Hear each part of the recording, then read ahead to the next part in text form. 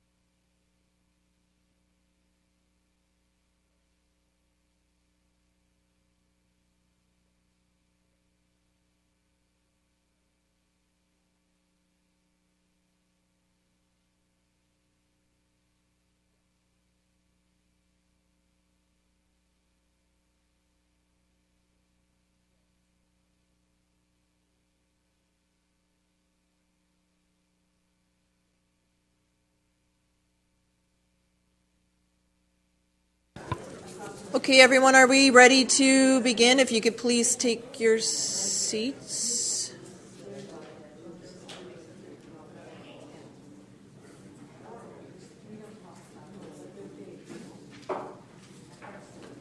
Okay, good evening, and thank you for your patience. I will now call the regular council meeting to order.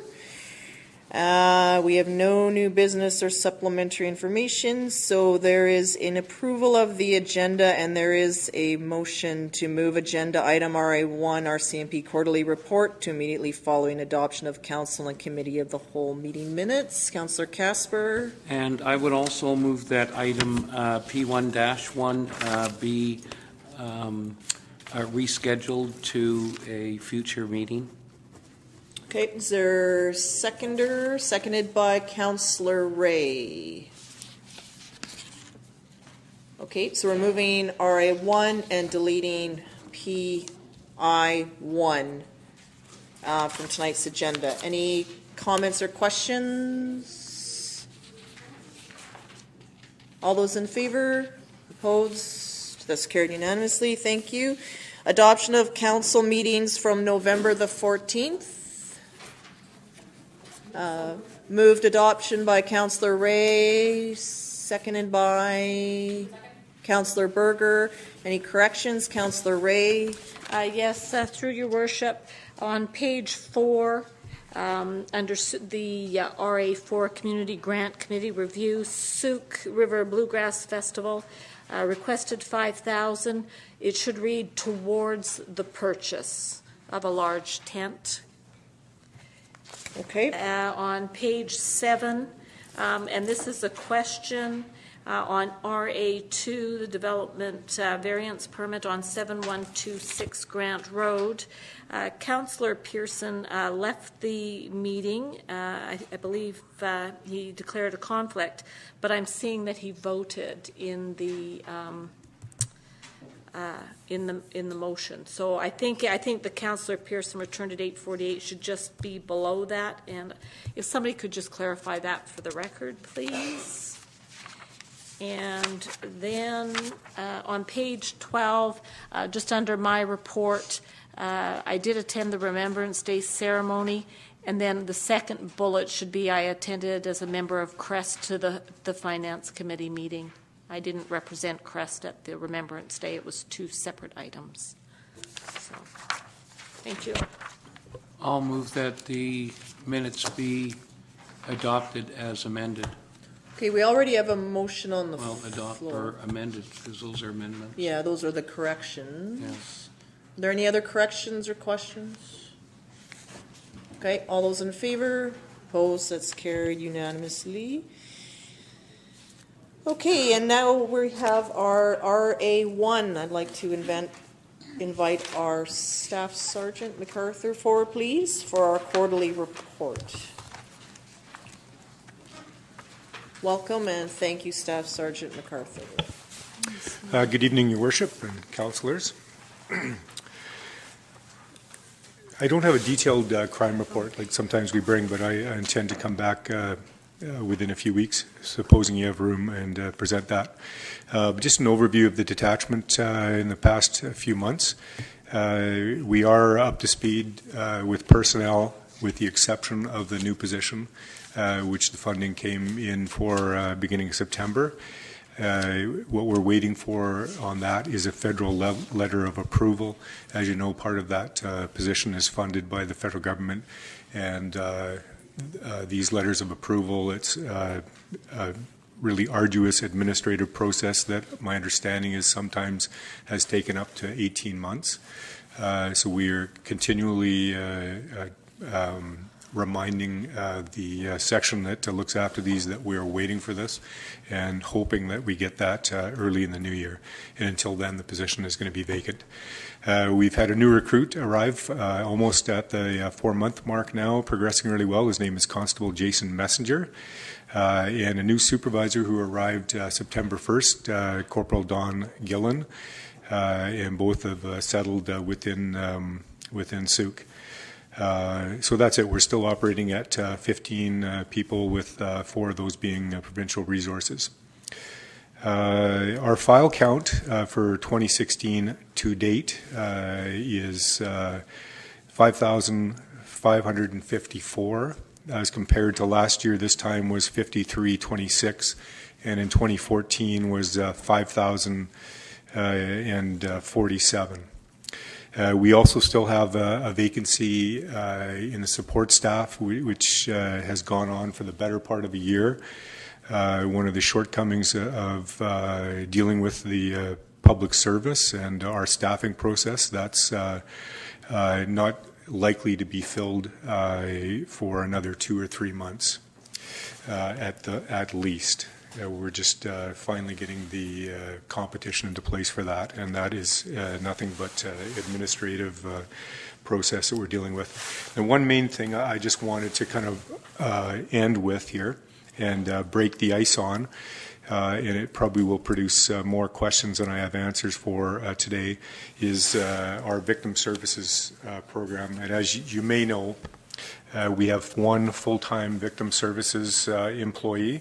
It was Barb Benson here for a number of years, and Barb Barb left to another victim services position in Victoria, and I don't think she would mind me saying that part of her reason for going was actually to do with us having no benefits. And the victim services position is not, it's an unusual relationship in that the victim services person, out of necessity, has office space in our office, has a security clearance, has access to our records, deals with people in the office and in the courthouse.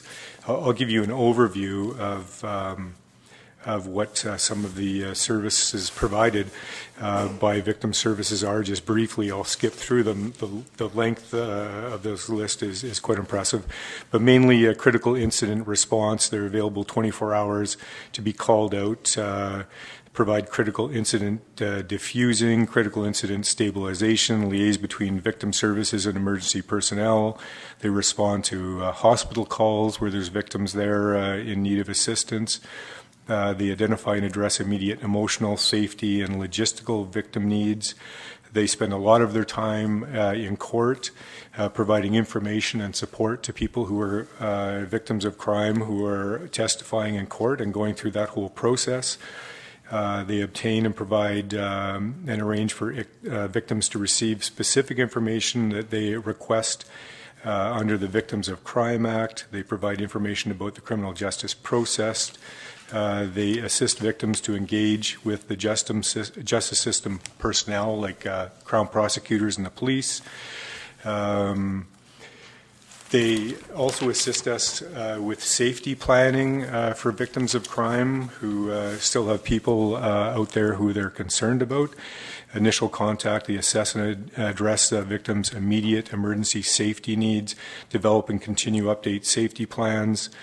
So I don't want to make to exhaustively read this list to you, but I think even someone like myself who's been in the outfit for 30 years, I don't really have a great grasp of exactly what they do. I know that our victim services person, Rhonda Harris, is very busy. The calls for service for her are up, and we have switched from the administrator of her contract. It was, so this is the relationship I was talking about. It's she functions like an employee, pretty much responds to me, has our office space, uses our records management system, but the money for her is provided outside of the RCMP and now is administered by the Souk Transition House. And so we've managed, we have increased the salary a little bit. We do have a benefit package for her, and out of necessity, her hours have also gone up. The provincial government provides us by grant, which goes to the Souk Transition House, each year $43,070.73. So that is the majority of what we get. Now we get just a little bit over $8,000 from the District of Souk, and also the CRD do not provide anything, and probably have maybe more claim to the money that is contributed by the province. But we're also in, because what I'm getting to is a little bit of a shortfall in their operating budget for victim services. So we are going to be meeting with Mike Hicks very soon. For over 2 months, we conducted, kept very clear statistics on where her services are going to. And at the end of this survey, it is 67% of the services provided go directly to victims of crime living within Souk, and the rest being in the surrounding areas, being East Souk, Port Renfrew, Jordan River, Shirley, and Otter Point. Now, interesting to note, and this is the takeaway from this, and I'm sure that this is going to spawn the question as to why the expenses have gone up as much as they have, but we're basically looking at a shortfall of about $12,000 to the end of our fiscal year, which is March 31st. So somehow we need to come up with that, or we're going to go into a curtailment of victim services, which is actually not just a nice thing to have. It's actually a legislated right for victims of crime. So this has happened before in Souk, that we've had to curtail hours. We're hoping to not have to do it again. Now, the money that makes up the $43,000, that comes from the Ministry of Public Safety and the Solicitor General. Now, the agreement or the general understanding, and this is what I'll finish on, is that basically the community, like the District of Souk, that money is provided as a 50-50 cost sharing for your victim services program. And of course, 8,000, if you would go with the figure of 67% of the 43,000, 8,000 is not there by any means. So, like I said, this is kind of my icebreaker that we're going to be looking for more money to cover our expenses and victim services to the end of March 31st. And we'll be coming to you, and as well as going to the regional district. And that's all I have. I'm sure there's no questions on that. Thank you, Staff Sergeant MacArthur. Councillor Ray. Oh, no. Go ahead, Councillor Casper. Yeah, thank you very much. So when you say $12,000 and i.e. the shortfall, then our share would be 67% of that 12,000 based on the caseload? Actually, I think the expectation based on the 50-50 cost sharing would be 67% of $43,000, which is $21,535. So take away the 8,000 you're already contributing, and that's 13,000. No, am I asking for that? And do I think that's fair? No, but that's where I want to start the discussion. Okay. At some point. So our share is that? Yes. That's the expectation, and I'm not saying that that's our expectation, but that's the expectation of the provincial government in contributing the money that they do. Okay, thank you. Councillor Ray. Thank you, and I don't purport to know how policy has changed over time. I know in Terrace we actually had 3 services for victim services as it rolled out in the mid-90s. A comment, if it's a 50-50% sharing of the position, that puts us somewhere around $86,000 for the position, which I find high, to be honest with you. I think I would like some time for us to research and look at what other communities are doing to see what's happening out there in other communities. So, but I do appreciate all the information you've brought tonight. Disappointed, of course, that our new recruit is still not on the horizon in the near future, but I appreciate all the work that you're doing to make sure he does or she gets here as soon as possible. Thank you. Thank you. Councillor Parkinson. Through you, Your Worship, how many employees are there at Victim Services? Was it just Miss Benson, or is there someone else working with her? Yeah, Miss Barb Benson's moved on, and it's Rhonda Harris who's taken the position, and it's just her. And my understanding in the past, and we've discussed this at length actually, is there have been volunteers, and some victim services have quite a few volunteers. It didn't work. It ended up being more of a draw on the full-time, most qualified victim services person. So for a number of years here, we've operated without any. And that's certainly an option and maybe something we have to look at. Yeah. So going forward then, Staff Sergeant, will we expect to receive a letter then, sort of outlining what your formal ask is at some point? Yes, we have the letters prepared, and actually the letters will come from Arlene Reese from the Souk Transition House. Okay, Yeah. So we'll look forward to receiving that. In terms of the waiting time that was mentioned for the federal government to approve, is there anything that we can do to sort of move that process along, like a letter from mayor and council? Would that make a difference, or is it just this is the process? You know, I think, Your Worship, that this is the process, but I can't see that hurting at all. And maybe it could bump us up the list a little bit. If you would be inclined to write a letter, I'd be more than happy to forward that.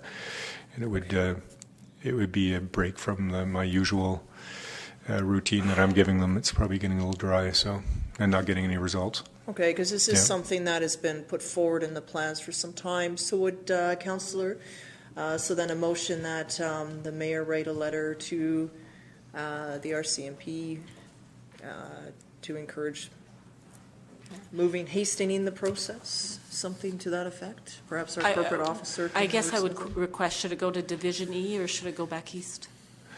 Headquarters. You know, it might be best to write it to, you could write it to myself. You could write it to Chief Superintendent Ray Bernardes. That might be better. He's in charge of the Island District RCMP. And, you know, express your concerns and hope that this could be promptly resolved. Okay, so perhaps, so that's been moved by Councillor Ray and seconded by Councillor Parkinson.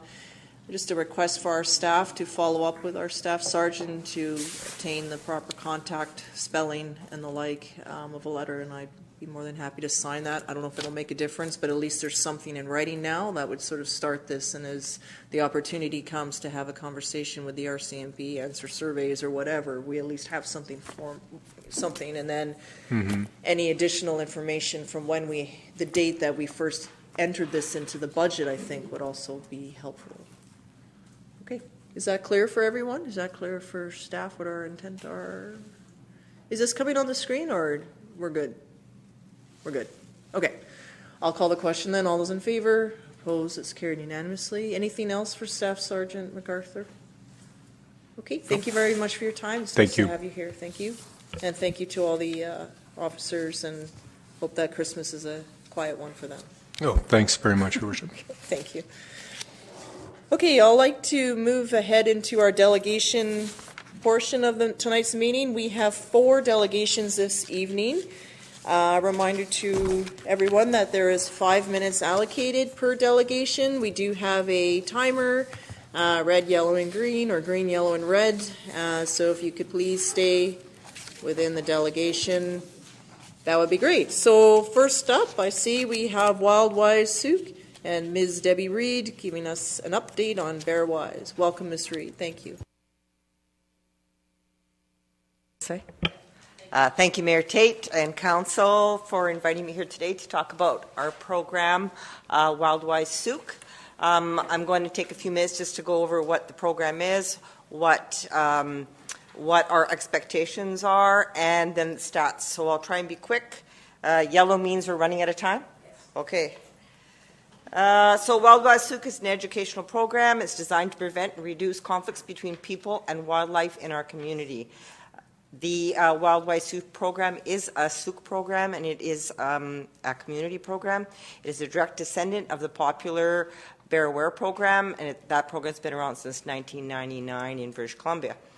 We've learned from that program that if we educate our communities on how to live responsible with wildlife, we can drastically reduce conflicts and reduce the number of bears that have to be destroyed. Our partners in the Souk community are the District of Souk, Transition Souk, Edward Mills Community School Society, RCMP, and Conservation Services. Wildwise Souk, our goals are to reduce human-wildlife conflicts in communities through education, innovation, and cooperation, and our motto of keeping wildlife wild and our communities safe. Make our communities safer for us, and at the same time keep wildlife from coming to harm. Please review our website, which is www.wildwisesouk.com. We also have a Facebook page that's quite popular, where we post all the local bear sightings. Wildwise Souk, we also deal with bears, cougars, elk, wolf, and deer issues in the community. I'm going to kind of focus on bears today, but I will say that in all of these situations of wildlife, the message is the same. What we're doing in the community is presentation, market booths, special events, schools, fruit picking campaigns, attraction audits, pamphlets, visiting problem areas, door-to-door campaigns, garbage tagging, and I'd like to say thank you to the media of Sooke who have most graciously been helping us out with getting our word out. You might have seen our flyers that we pass out on our door-to-door campaigns and throughout the community, just giving out the education. We also post signs all over, and I'm sure everybody in Sooke has seen these. Bear in area, secure all your attractions. We have also put signs on doors. These are our door signs, just remind people of best practices. I'd like to talk a little bit about bear biology in all my presentations so that people don't have misconceptions that bears are scared of humans. They are curious. They're very smart. They have excellent senses. They're fast runners. They are very good tree climbers and very optimistic. The black bear is pretty popular on Vancouver Island. There are hot spots, and Sooke is one of those hot spots. Sooke being probably the 5th to 4th in British Columbia is the number of bears in the area. And that's just always the way it's been here. Our general approach to wildlife conflicts is to educate people in the community to look at, is there something that's bringing the wildlife into my living space? And by eliminating or managing unnatural attractions in your backyard, you can reduce the chances of conflict.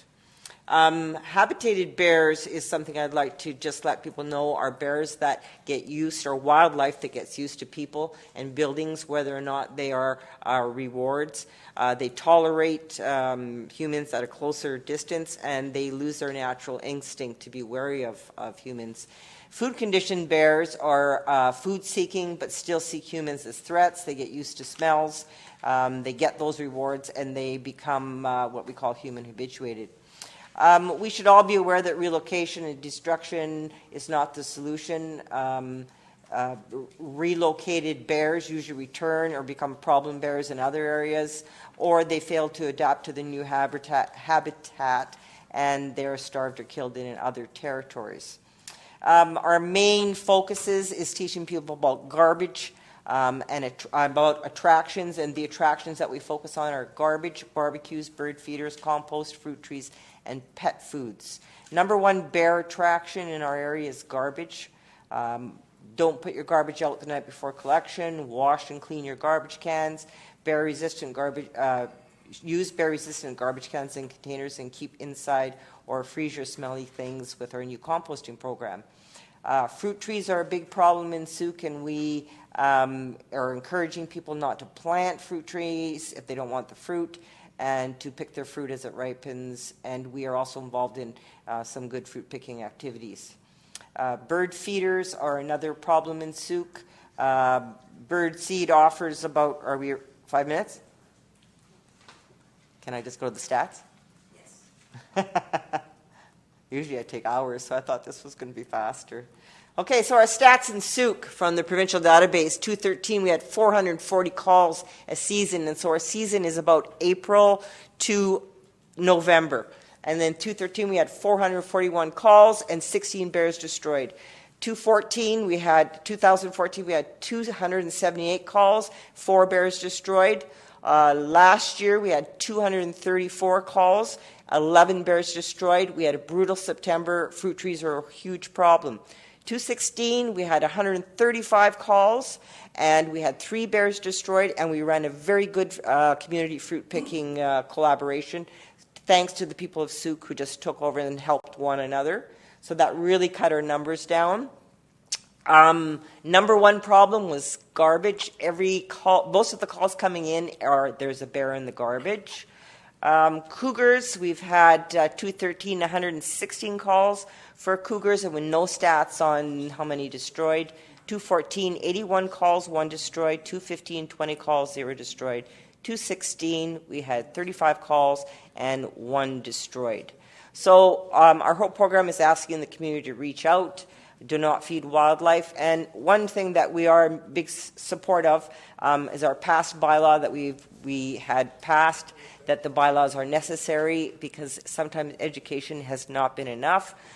District of Souk bylaw 392, feeding of wildlife, except for bird feeders, in the community has really helped to with our deer and some of these wildlife attractions. No Okay. questions? Great. Thank you very Thanks, much, Jess. Ms. Reed. If you're able to provide the stats to our staff, I think that would be greatly appreciated. Okay, thank on you. both the bear and the cougars as well, please. Okay, thanks. There was a comment quickly from Councillor Ray. Yeah, I'd just like to thank you for the great work. I think the stats show just how well the program is working. So, thank you. I think you owe a big thank you to our community who's really participated. Thank you. Thank you very much, Reed and Councillor Ray, for that. Okay, I'd like to welcome up our next delegation, D2, Transition Souk, Mr. Jeff Bateman, here to speak on a waste management bylaw, and I believe there's also been materials presented to council this evening. Yes. Thank you, and Mayor welcome. Tate, council and staff. Jeff Bateman, 7083 Briarwood. I'm here tonight as a representative of Transition Souk, which is not to be confused with Transition House, and hopefully by now people have Googled us enough to know the difference. Among other things, Transition Souk is the parent organization and fiscal host of Wildwise Souk. We originally agreed to partner up with Deb because an aspect of the transition that we're speaking about is a change of perspective about the ways in which we all interact with all forms of life in the region. Bears, wolves, and cougars were here long before us. This is their home as much as our own, and it's our responsibility as a community to find ways to effectively coexist with these creatures. Wildwise was also a good fit for us because of our working group, Zero Waste Souk, since garbage is, as Deb said, a critical issue here. So, slide 2. I've turned it off. There we go. Partners and allies. Deb has spoken of this. The working group that Wildwise Souk is involved with, Nitya Harris from Coexisting with Carnivores, Laura Byrne, District of Souk, Councillor Ebony Logans, Travis Butler from the Souk Chamber of Commerce, myself on behalf of Transition Souk. The advisory team has included Medea Mills, the bylaw compliance officer, the RCMP's Jeff MacArthur, and most significantly, BC conservation officers Peter Pauls and Richard DeCleaver. This will be news to nobody after Deb's presentation that bears and other wildlife love garbage. It's a quick fix that for wild animals is the equivalent of an all-you-can-eat Las Vegas buffet. In mere minutes, they can consume more calories from our throwaways than they'd get from long hours of grazing on roots, berries, and fruit. They're no dummies. They have super sensitive noses, can sniff out household grub from great distances, and once they find it, they tend to stick around and try to score more. As Deb says, Souk is one of BC's leading bear hotspots. As you see there, Whistler, Squamish, Lions Bay, Kamloops, Port Alberni. The difference with these communities is that they all have multi-layered bylaws that ensure their citizens are safe and wildlife is wild. So here's a list of problems relating to overnight deployment of garbage cans and food scrap totes on our streets. The fact is that black bears living near human habitations tend to be more extensively nocturnal, and they forage at night. Likewise with wolves and cougars. And when they get a taste for garbage, they lose their fear of humans. So among those points on this, there's also outdoor garbage attracts pests, rats, raccoons, mice. There is a genuine fear in the community with some people about cougars and bears. Potential conflicts with household pets, the cost to homeowners in a municipality from damage, and in the worst case scenario, conservation officers have no choice but to destroy problem animals. And what fantastic news, there were only 3 this last year. Again, testament to Deb's work. Okay, here's the ask that the district, very clear here, enact a waste management bylaw requiring residents to put garbage and food scrap totes at curbside no earlier than 5 a.m. on pickup days. This potentially could be amendment to Souk bylaw number 296, which, as you see, is a bylaw to prevent unsightliness and other objectionable situations on real property in the district of Souk, quote unquote. Finally, into the last minute and 20 seconds, The vast majority of Souk residents already follow these practices. They put their garbage out first thing in the morning on pickup day. The bylaw, however, would provide clarification and direction to the relative few in town who put garbage out the night before and thereby create real and/or potential problems. There would be an emphasis on public education rather than enforcement. Fines would only be a last resort in situations where there is clear evidence, and this is all pending if you go ahead with a bylaw and craft it as you see fit, but fines would only be a last resort in situations where there's clear evidence that garbage has become an ongoing attractant at particular residences or businesses. Some people, graveyard shift workers, for instance, have valid reasons to put their garbage out early. My question to district staff in Wildwise Souk is how can you assist members of the public who cannot easily comply with this prospective bylaw? Might exemptions be possible if these residents were to be equipped with bear-proof containers? So that's just a question. And there's no question that some people in town will be inconvenienced if this bylaw goes ahead, and yet is the sort of thing that is definitely for the common good, and that's both our own and that of our wild things. So questions? Okay, thank you, Mr. Bateman. I think a motion that council could consider is that the district, and maybe perhaps instead of enact, is to draft a waste management bylaw, period, and then the part on the garbage and food scraps would be incorporated into that. There may be other things that they've heard through staff and even our landscapers that could then also be perhaps included in this. I guess the question I have, has there been any dialogue with the collectors about picking up by a certain time? Because sometimes you put your tote out and it's kind of all there until 6 o'clock at night. The collector comes by and picks it up. So I wonder sometimes it's not just the early morning or overnight, but later on in the day. I mean, the bears aren't sleeping all the time. Most of our problems occur during the evening. Okay. So, our collection time is during the daytime. So you would need to come to the microphone, Ms. Reed. I think But what I'm hearing from you, just for those observing at home, is that your issues are at evening and not during the Yes, day. we do have some issues during the daytime, but almost impossible to have our collection people come at a certain time every day, and people put the garbage out at 2 o'clock on Wednesday.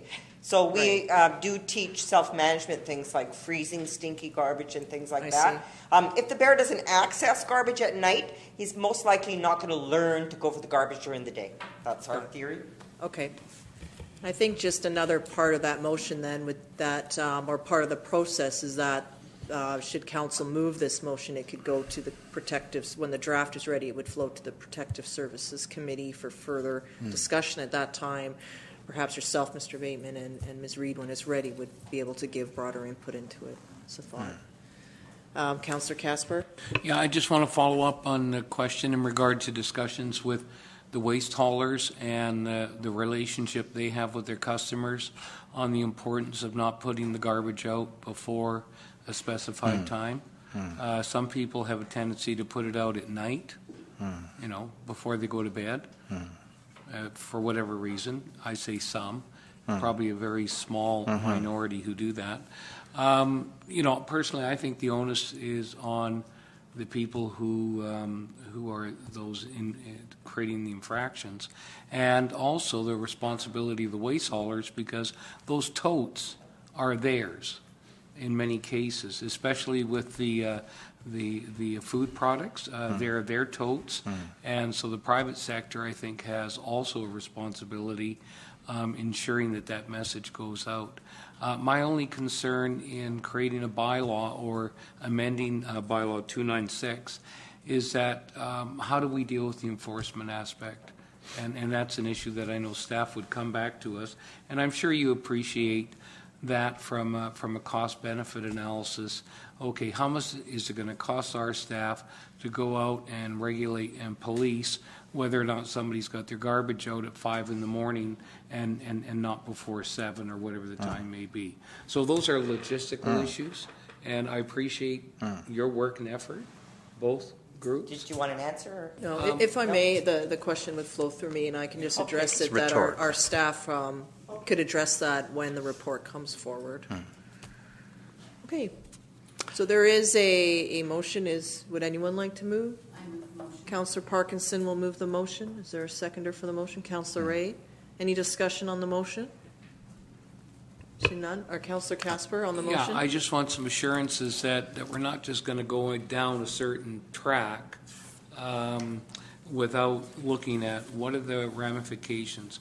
We had a huge discussion around the animal bylaw and the prohibition of feeding wildlife, and we had a huge discussion about that. It was a hot topic. Did it solve some problems? Maybe, maybe not. Not in all cases, because some people are, still feeding wildlife. And whether it's creating problems, I don't know. But I think that we have to tread carefully instead of just wildly, and no pun intended, on implementing an amendment to a bylaw that we may not be able to enforce. No, I agree, Councillor Casper, and I think that's where it can come forward to a committee for further discussion Yeah. and broader discussion on that. And just final comment that I don't think we'd be in a Big Brother situation with trying to check on you, residents of Souk. But if there is a situation where a bear is getting into garbage that is being put out overnight, then that would be a situation when the red flag would go up and off the bylaw officer would go to work with Deb and try to get things settled. Thank you, Mr. Thank you Bateman. very much. Councillor Berger on the motion?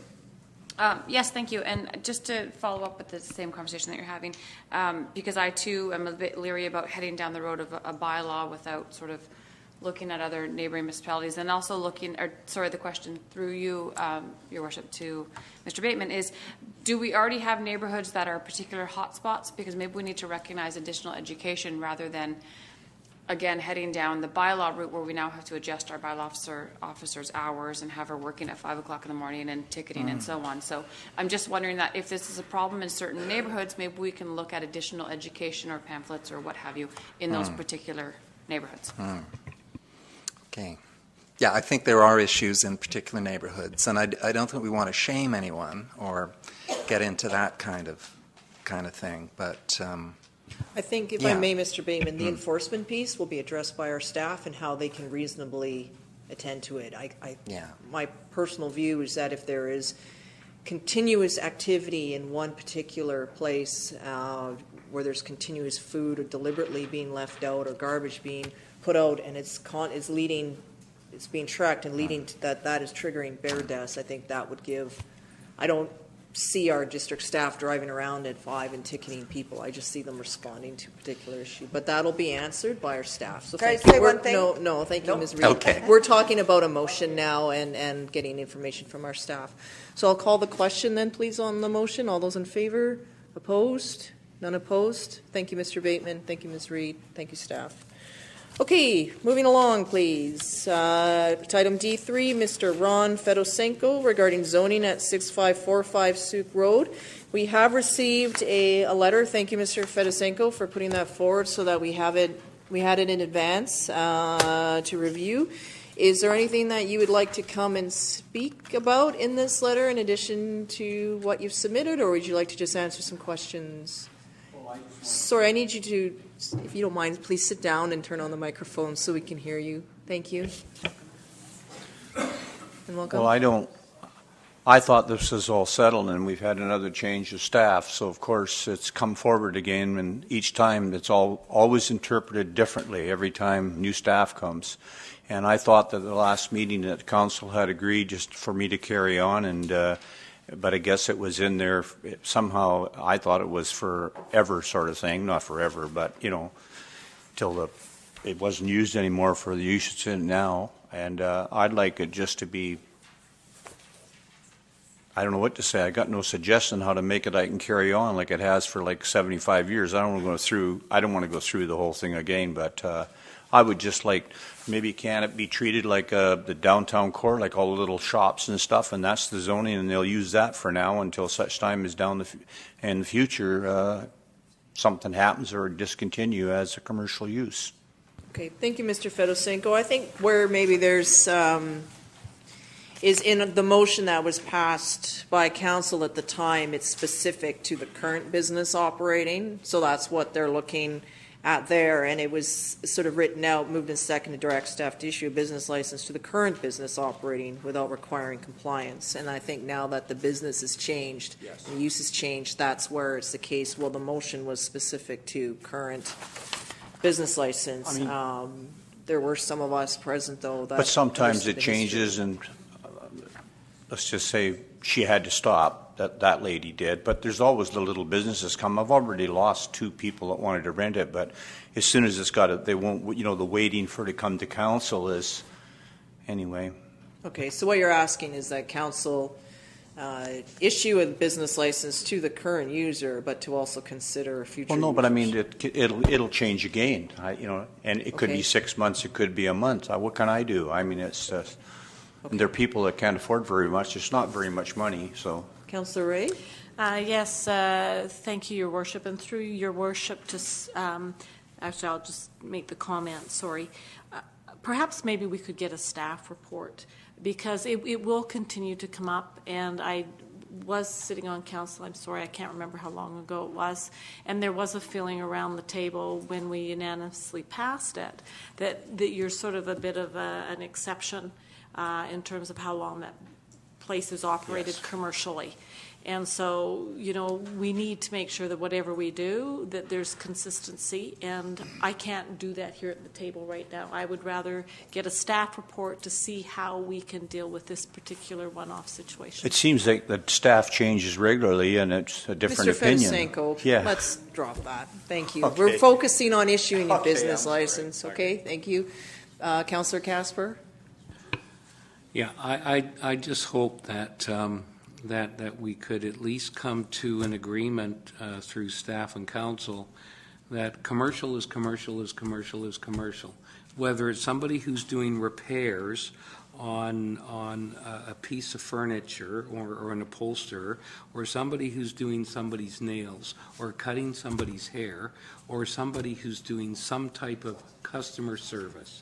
And, I think the more complicated we make things, the more problematic, and that's a poor message that we're conveying to the rest of the public. Really, with all the greatest respect to our organization as a whole, including everybody around this table, sometimes I think we're being a little too focused on the little things and losing sight of the big picture. And if that is a legal non-conforming use on that property for decades, and we have agreed to that in principle some time ago, not this council, previous councils, and there's never been a problem. And then, it seems that in the last 2.5, 3 years, there was a problem. And personally, I never had one complaint from anybody in this community that there was a problem. And I operate on this basis. I hear nothing. Well, guess what? I think things are going well. But when that phone rings and there's a problem, well, then you can be rest assured I'll contact the people across the way to say we might have a bit of a problem. Could we look into it? In this particular case, I didn't get one complaint about anything. And I think other councillors would attest to that. So I would hope that in this report, that we talk about the broad picture of commercial is commercial is commercial, and if we have to redefine those business activities in a more common sense approach, then so be it. Thank you for your time. Perhaps we can put that quote in the report. Councillor Parkinson? Through Your Worship, would we be able to have this agenda on the item on the agenda on the 12th for December? Because there is someone wanting to go into the building to start his employment. Okay, I'll defer to our CAO for that. Thank you, Your Worship. Through the Councillor Parkinson, I'm sure we can get a report to Mayor and Council for the 12th, but I'd like to remind Mayor and Council that a staff report did go in front of you when you passed the current motion, and this Council did resolve to attach it to the current business. So we will definitely put in options in this report to smooth the process as best we can, and we'll bring it in front of Mayor and Council on the 12th. Okay. So there is a report then that a motion then, that staff provide a report regarding the issuance of business licenses at 6545 Souk Road. If I may have a motion, please. Moved by Councillor Ray and seconded by Councillor Casper. Any discussion on this motion? All those in favor? Opposed? Motion's carried. Thank you very much for your patience, Thank Mr. you. Fedosenko. Okay, our last delegation, D4, Friends of Goodmere, Mr. Les Poltak. And I believe we also have some materials have been provided to council this evening. Welcome, Mr. Poltak. The microphone is on. Okay. Thank you, Your Worship, and the councils, members. I come to you with a elevated sense of embarrassment for our group, the Friends of Goodmere, FOG, council and staff, because it's like deja vu all over again, like Yogi Berra would say.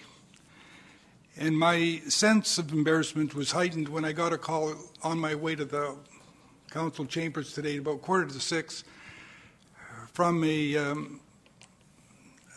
group who's been proposing to build something substantial along Goodmere to the waterfront. They're planning to spend something in the order of $12 million. And this individual asked me if I have any update on what's going on with Goodmere. They were told that there would be some update sometime in late November. They've heard nothing. I said, it's a funny thing. We're going to before council today to ask about the same thing. But we've been here a long time ago. Earlier, we provided as a background for FOG, because the 5 minutes doesn't provide sufficient time to give you some sense of who we are and who's down there, because the only council member at the time we appeared was Bev Berger. And that's going back some time ago. That was in February of 2011. Actually, I served on council at that time also. I was elected with Councillor Berger in 2008. But continue. Madam Mayor, I have, in 2811, I have Evans, Armour, Bennett, Dumont, Beach, Berger, and Haldane. I don't know. I definitely was here. And that's the 7. Definitely was in 2008. Okay. Well, Tape in 08. I apologize for my oversight because I went on the Souk website because I was trying to come to grips with why we've had such dislocation. And the previous council was not a good time to go because it would appear that the previous council and staff, they spent pretty well that whole 3-year period firefighting. There were so many issues, and the thing has calmed down, and now at least we have 5 councillors here going to be serving a minimum of 7. And if you're correct, Madam Mayor, you will be serving 10, and so will Bev Berger. But our main mission here is to address the fact that we again hired a consultant to examine a realignment of Goodmere Road. This is about the 4th time it's been surveyed and picked over. It's like a scab that just won't heal. And for some reason, we're unable to get any kind of a feedback on, although we understand that the consultant has concluded their options in the report to staff several weeks ago, and we're unable to go and strike a meeting, and it's the same frustration that this group who wants to spend well in excess of $12 million is experiencing. The term the individual called that was used was, we're frozen in our planning. That's a very unfortunate occurrence. But that goes ditto for the rest of the people in Goodmere. All we're really asking is 2 questions. Where is the realignment going, and when is Goodmere going to be concluded? You know all the issues. You've got the backgrounder. I think Patty Pear sent out a brief overview of council considerations and the interim temporary road along Goodmere, and a few things that were going on at the staff level. So we would certainly welcome some direction in that regard of simply answering when, where, how. And because we're still of the belief that Goodmere is part of the whole planning process that you've either concluded or you're going to be going into to develop your 5-year financial plan, we would expect that the town center is still one of the top 2 priorities of Sooke, and it has been the case since the Goodmere Road was designated as a DCC by the Inspector of Municipalities in late 2011, 2012. That's some time ago, and it deserves much more attention than it's getting. So I'll leave the question to you.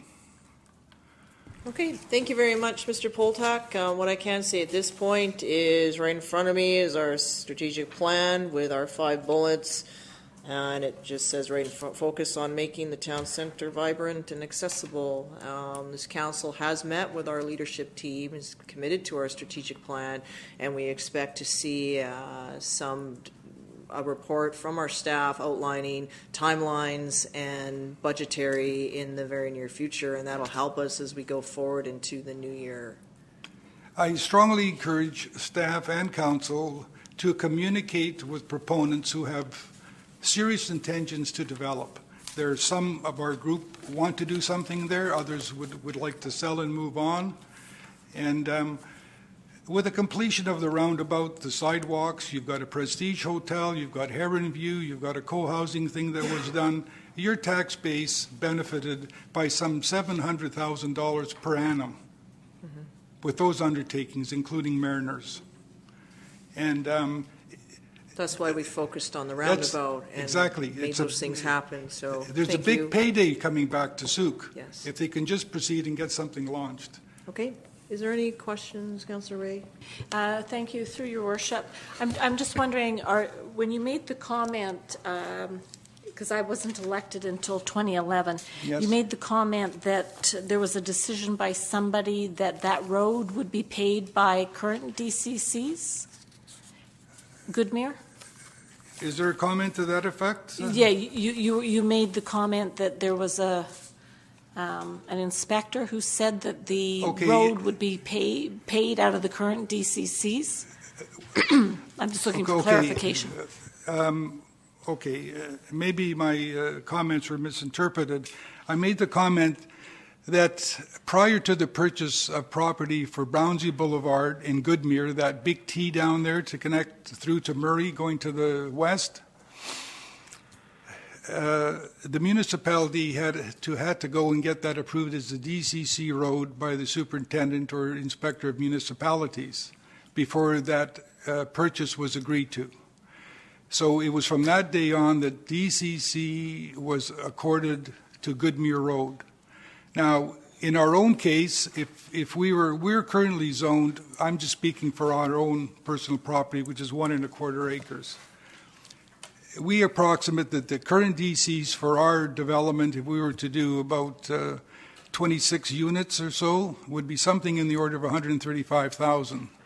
And that's for a property that's 140 feet across. That means roadways and so on, okay?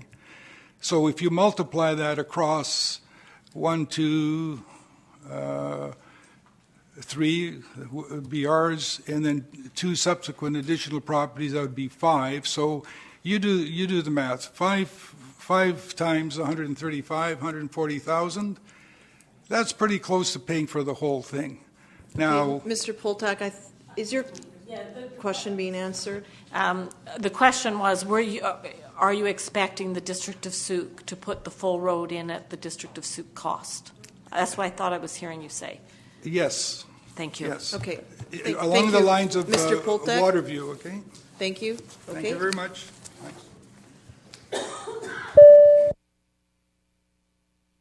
Okay, so we do have an item of unfinished business. It's UB1, the request for motion of support to establish a regional transportation service. Deadline to respond December 1st, 2016. That carried over from our last meeting through our committee. The motion that we made at that time was to invite CRD staff or members of the select committee to present, which we received in the committee of the whole. And there was a draft motion that council could consider that was put forward then. So that's what's up on the screen, unless council would like to amend or make a different motion. Councillor Casper? Yes, I would make the motion that the District of Sooke support the establishment of a regional transportation service throughout the Capital Regional District. And I'll second that. Okay, that's been moved by Councillor Casper, seconded by Councillor Parkinson. Discussion on the motion, Councillor Berger. Yes, thank you. Further to the concerns that I had during the committee of the whole, I won't be supporting the motion, and mostly because I have an issue with the governance model on a regional basis. I agree with what you said earlier with regards to getting to universities, colleges, hospitals, airports, and etc.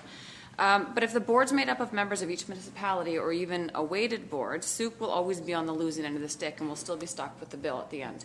The requisition within the bylaw states up to $10 million, and for me, I find that quite scary when Souk residents are the ones that have to travel Highway 14. We suffer the consequences of getting to universities, hospitals, airports, and etc. Nobody else at that board will feel that strain. A member of a councillor or a councillor or a member of the board from Victoria, Oak Bay, Peninsula, Saanich, Sydney, everywhere else doesn't feel the strain that we feel using Highway 14. What I alluded to in my previous comments with respects to if we were in Oak Bay or in Victoria or Saanich, that they all cross borders. They all use the same roads and they all interlock with each other. The greater majority, as the stat showed, 66% of people that are using Highway 14 live and work out here. So I feel like the governance model won't be beneficial to our region. I think that we'll be best to go at it on our own with respects to the province with regards to Highway 14. Thank you. Very valid. Other comments from members of council? Councillor Ray? Thank you. And I won't be supporting the motion either, along the same lines as Councillor Berger has stated. I also think it's a major gap to talk about transportation planning and not having BC Transit at the table. I think I think there's been communities, I was going to say which one, but I'm not going to, who have reduced their speed limits to try and force people not to use their roads and push people into another direction. So I don't believe that they'll be able to overcome that at a transportation service. So like Councillor Berger, I don't believe the transportation planning model will make any significant difference for the people of Souk in terms of having a say and a tax levy, because I think the problems will come and be solved by the other major players at the table. So I won't be supporting it. Okay. Councillor Casper? I can appreciate the comments from my fellow colleagues. I think all of us are witness to how long it took a number of governments to actually deal with the Mackenzie Road intersection and the interchange. We waited and waited and waited and waited and waited, and it's been decades, and finally something happened. It wasn't the Capital Regional District at the time that advocated that project be done. It was an initiative that the province actually recognized that the work should be done.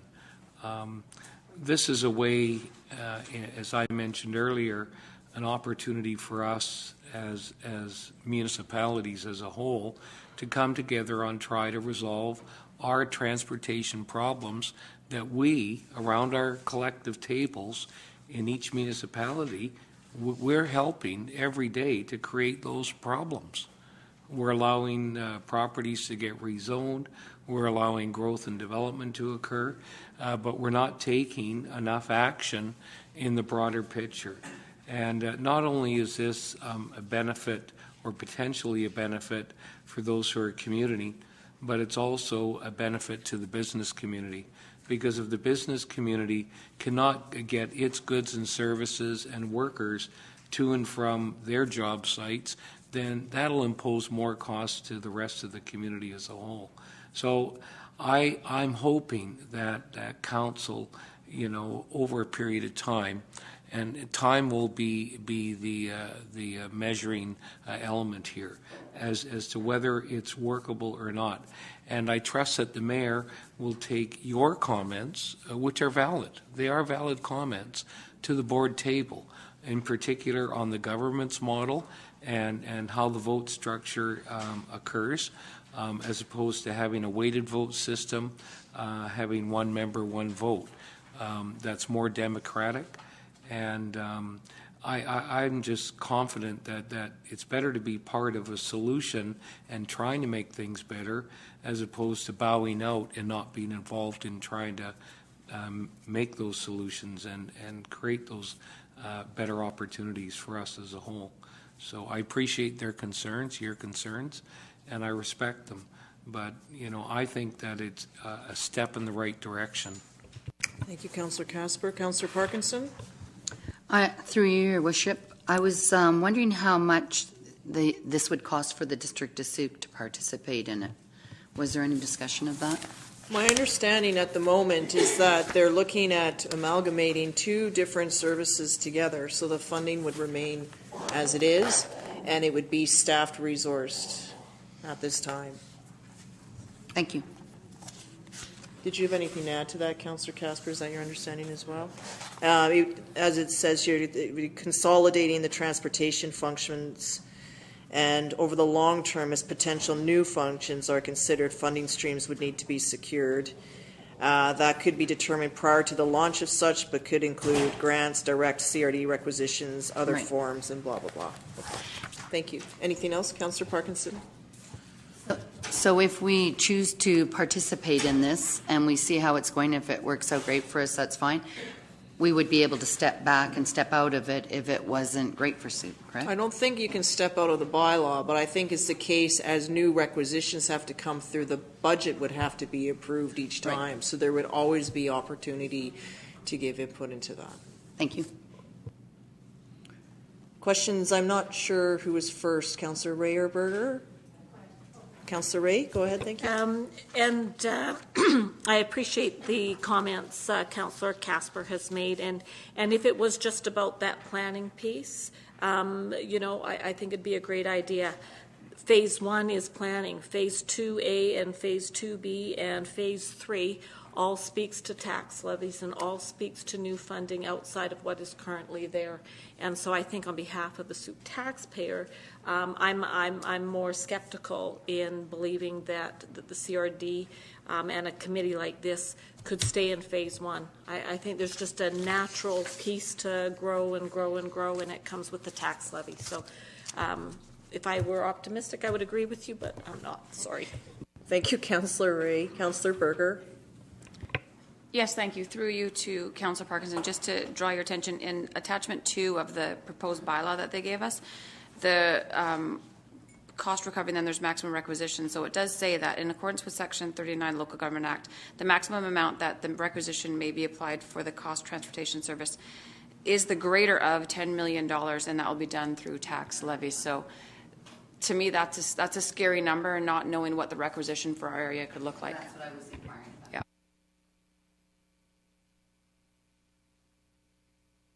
I don't have all the details there. Councillor, I'm seeing our Director of Finance, Mr. Blackhall, may have an answer. Yes, Your Worship. That the rate that is being mentioned on that attachment 2 on Section 5, rate of 0.119. So that would work out to $58 per average assessment for Class 6 and $40 for Class 1.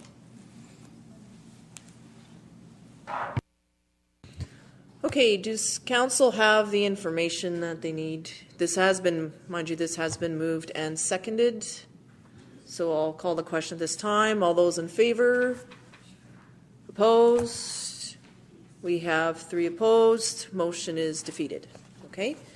So we will then send a letter. Okay, in this case, we're doing nothing, so I think we do need to respond. Councillor Ray? I was just going to suggest that the District of Sooke send a letter to the Capital Regional District Board indicating non-support for the motion of a regional transportation service. Okay, so it's basically the same motion but not added. So is there a seconder for the motion? Seconded by Councillor Parkinson. Any discussion? All those in favor of the letter? And opposed? 2 opposed, but motion's carried. Okay, so move on into our public question and comment period. We have 2 minutes for any item on tonight's agenda, with the exception of PI 1, which has been removed from the agenda.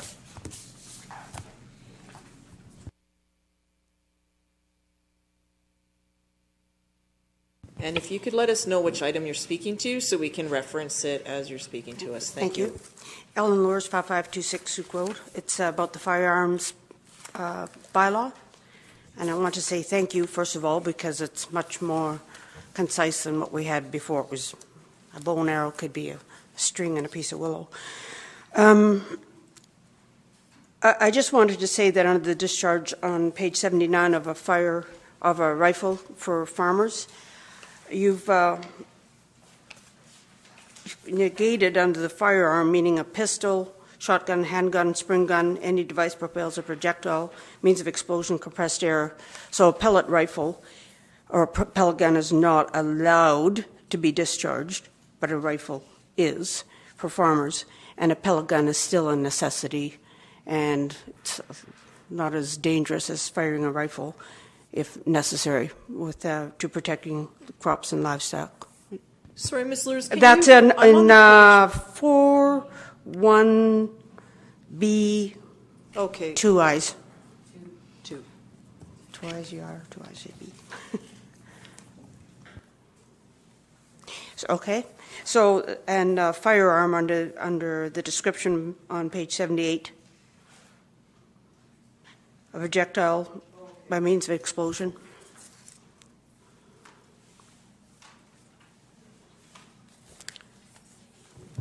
Councillor Ray, you have a question for Ms. Lures?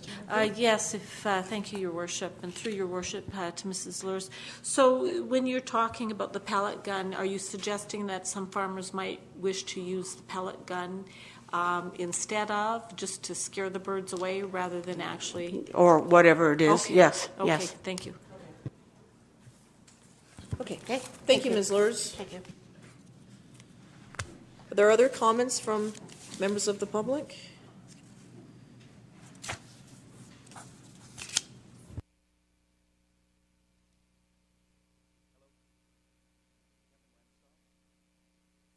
Can you please turn on your microphone? I always have this problem. It's my bi-monthly return to talk about taxes. Anyways, it's RA1. No, it's not. That's the RA2, the Class 5 tax ratio. I sent a letter earlier today to Council and outlined my feelings, and I think you have a copy of it, hopefully. And also questioned about the information that was Mr. Blackhall brought forward, and that showed that there had already been, this had been dealt with quite a long time ago, and I wondered if maybe I'm mistaken about that, as in that the tax, the Class 5 tax rate was going to drop in 2000 up to 2013, and it never did reduce at all. Sorry, Mr. Winstup, are you questioning about the policy? Because we'll get a staff report when this item comes forward, but I just want to clarify your question. I got to find the right piece on of paper. page 83 was a policy from 2008. Is that the older information that you're referring to? One moment, please. My time's running out. It was there. So you're speaking to light industrial, if I'm not mistaken. I'm looking at the light industrial, yes. The Class 5 tax ratio, anyways, my thing was it was at a high rate, and it was not proportioned anywhere near other municipalities, and that's why I was complaining a whole bunch. And the, where was it?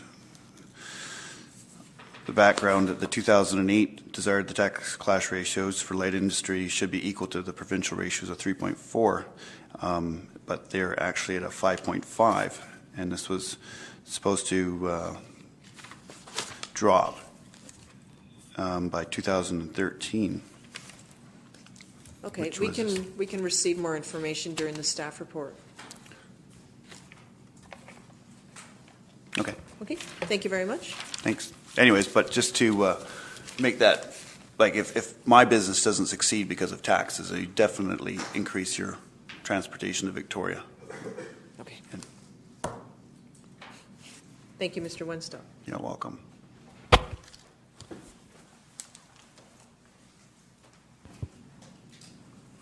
Any other members of the public?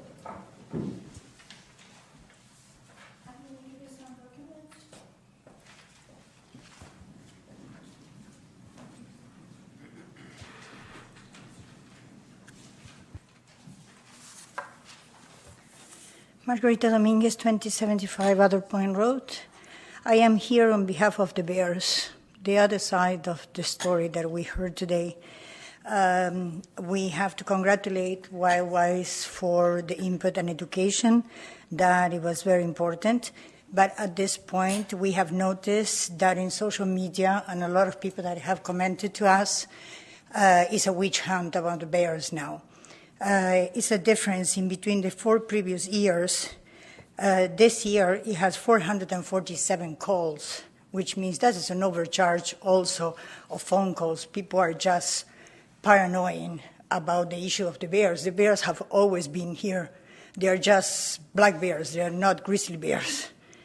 They can put, the major thing here is the compost that is in those little containers that obviously the bears are attracted.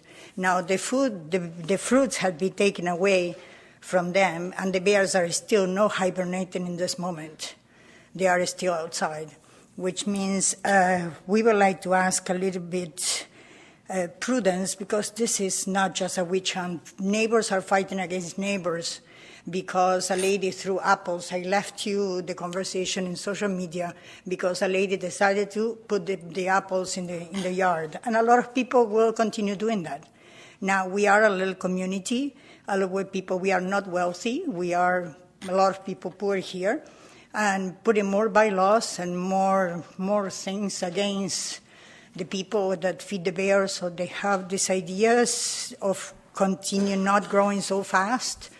I consider, as I told before, that it's not very nice. Now, the bears, they have been 12 bears killed this year. In comparison to the 4 previous years, there were 26, and 4 were translocated. Ms. Dominic, we did receive the report, if you just... Yes. Okay. Now, the other thing I want to say, I would like to see a program to take all those fruits and do a corridor for the deer to take it outside of town. We would like to see if Wildwise could do something like that. It will cause less accidents of the deers on the roads, and it will be something that they can perhaps focus. Thank you very much. Thank you. Okay, we'll move on into the agenda then, into B1. Okay, Ms. Lurs?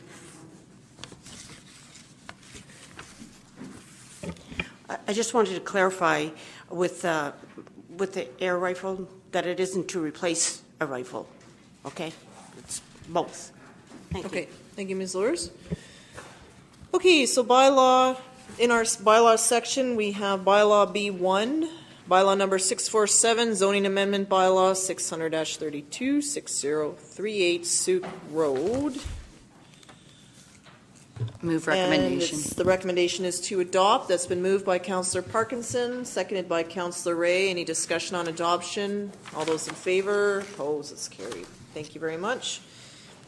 Bylaw number B2, bylaw number 659, firearms and bow use bylaw 2016. This is an initial draft. I did receive a note from our corporate officer that staff, instead of having council to consider first, second, and third, that we will receive a report and to accept this as a draft so that we can give feedback, and then staff will bring it back and we can consider first and second. We've been waiting for this for a while, so this way it gives us sort of an opportunity to get broader comment. So do we have a staff report on this, or anything to add? from RC? Your Worship, we don't have a staff report per se, but if council has any feedback, we'd be glad to take that into consideration for a final draft of the bylaw before consideration at first, second, and third reading. Okay, so we did receive some dialogue or some input from a member of the public regarding the rifle and such. Anything from members of council? Councillor Ray. Yes, thank you, Your Worship. So am I taking then that we will look at including air rifle then to the description? Okay, thank you. Councillor Berger, do you hear? Hi, thank you, sorry. No, I just was reading through this again because I was trying to look for a particular, when this was brought to our table quite some time ago, I can't remember how long ago it was, I had a question from a member of the public with regards to people that live close to, it was close to the Otter, it was a fellow that lived close to the Otter Point border, and sorry if I'm losing everybody, but it was something to respects to BC hunting laws on the opposite side of the power lines, and there are some property, I don't know the regulation around it, so I guess my question through you would be to staff, maybe just in the next report. There are some properties within the District of Sauk that technically would be allowed to hunt because of how the power lines are and the language that's in the provincial hunting bylaws. I don't know anything about it. I felt someone had approached me about this particular question, and I wish I knew more information. That's all I can remember because it was quite some time ago, and I'm sorry I forgot to send that forward. But something to do with, there's language in the provincial hunting regulations that state you can hunt with a bow, I believe it is, on the opposite sides of power lines. Sorry, I don't know anything more. We are, okay, so that's something now. We're just receiving this as a draft for tonight, so perhaps if staff could look into that and see if there's any language that needs to be added that will capture that piece. Councillor Parkinson, did you have any comments? I'm sorry. Okay. No. Councillor Casper. So just a question. I don't know if anybody can give me the answer. So the bylaw doesn't restrict a bona fide farm or somebody who has land in the ALR from dealing with the discharge of a firearm in order to protect their crop, whatever it is?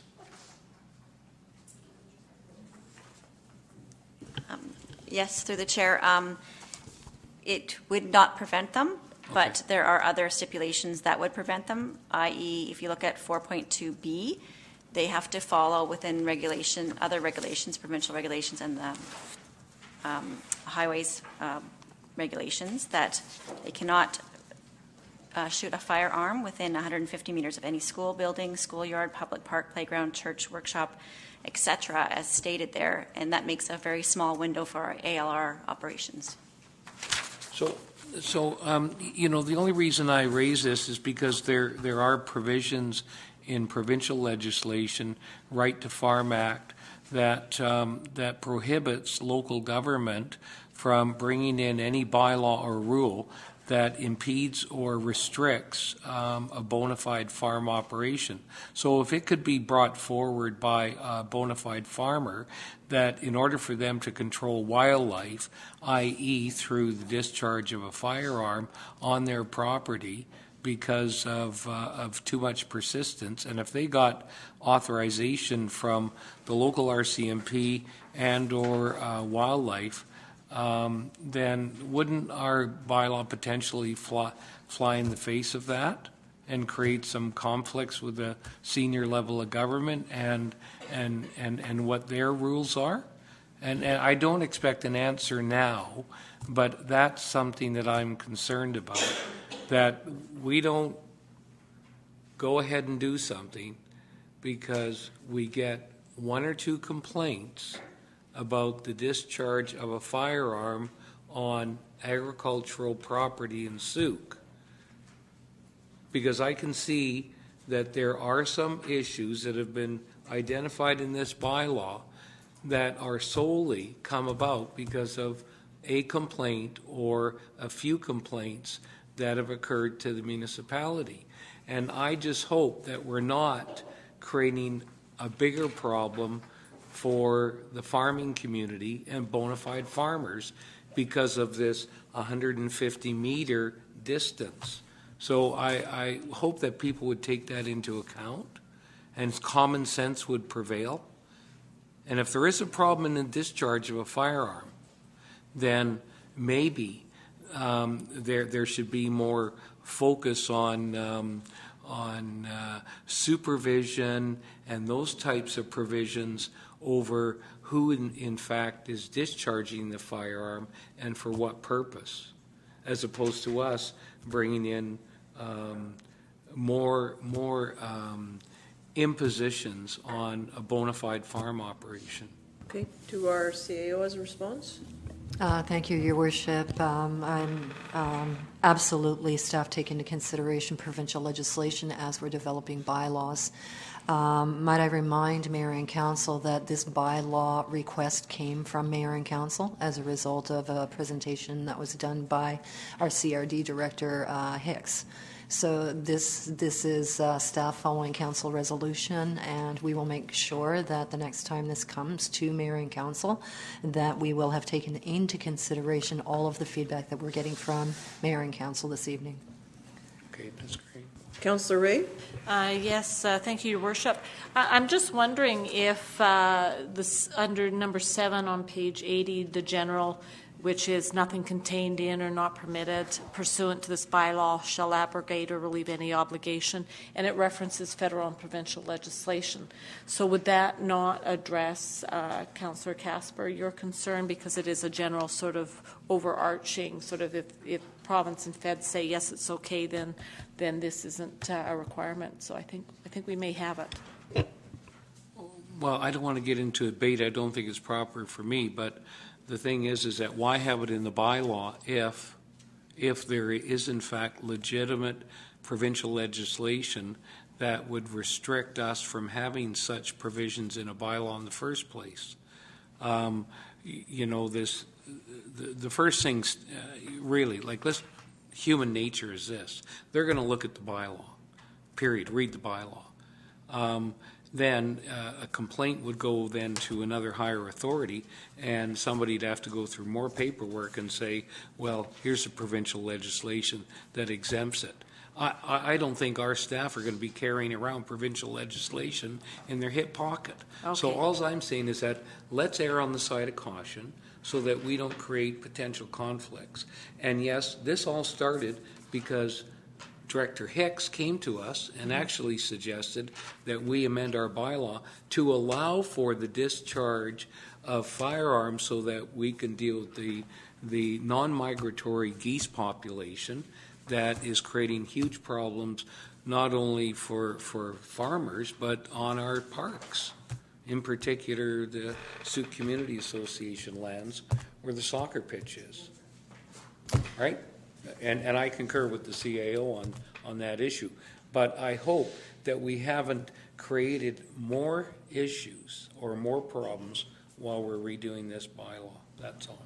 I think that's where it's a good opportunity that Sure. this is introduced as a draft, and then it'll go out for second, third public hearing, and we'll get feedback as we move along. So it was just introduced this as a response to a council request, and so it's a good starting point. So staff have received some input from both this table as well as members of the public. Is there anything further at this point? So in terms of next steps then, a question in terms of process. This will come back then with the recommendation for first reading, is that correct? Okay, so there's no motion required at this point. Okay, great. Thank you very much for the report and for putting this together. Okay, so moving along then into reports requiring action, we've addressed RA1, the RCMP quarterly report, so we'll move to RA2, Class 5 tax ratio. There were some questions from Mr. Wenstock from the public, and this came forward to Council, I believe, in October, and a request for further information back to our Director of Finance, so here it is again. In addition then to the report in front of you, do we have further information from staff? Thank you, Your Worship. At the last meeting, and as is noted under the executive summary, Councillor Ray and Councillor Casper had asked for further information for this report, so this is bringing that report back with that information.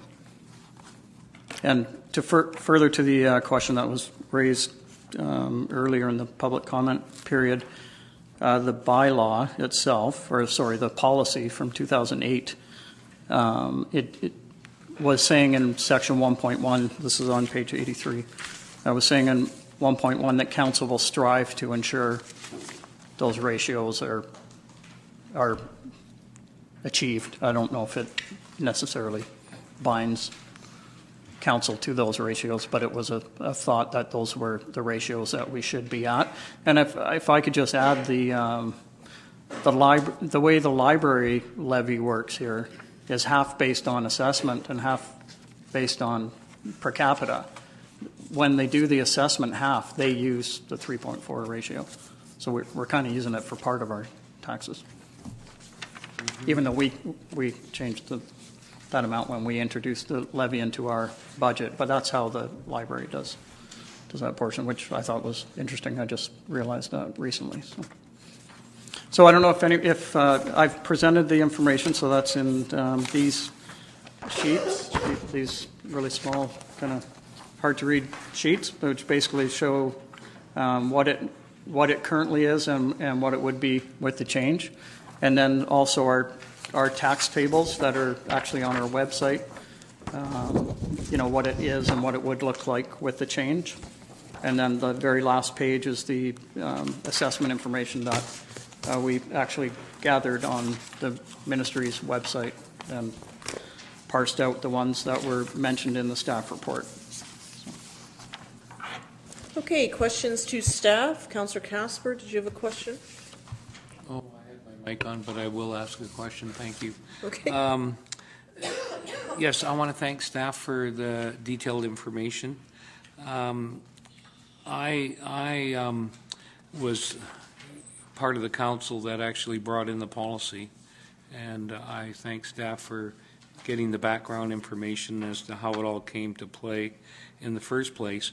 I just want to mention to other council members, this was done on the basis that there would be no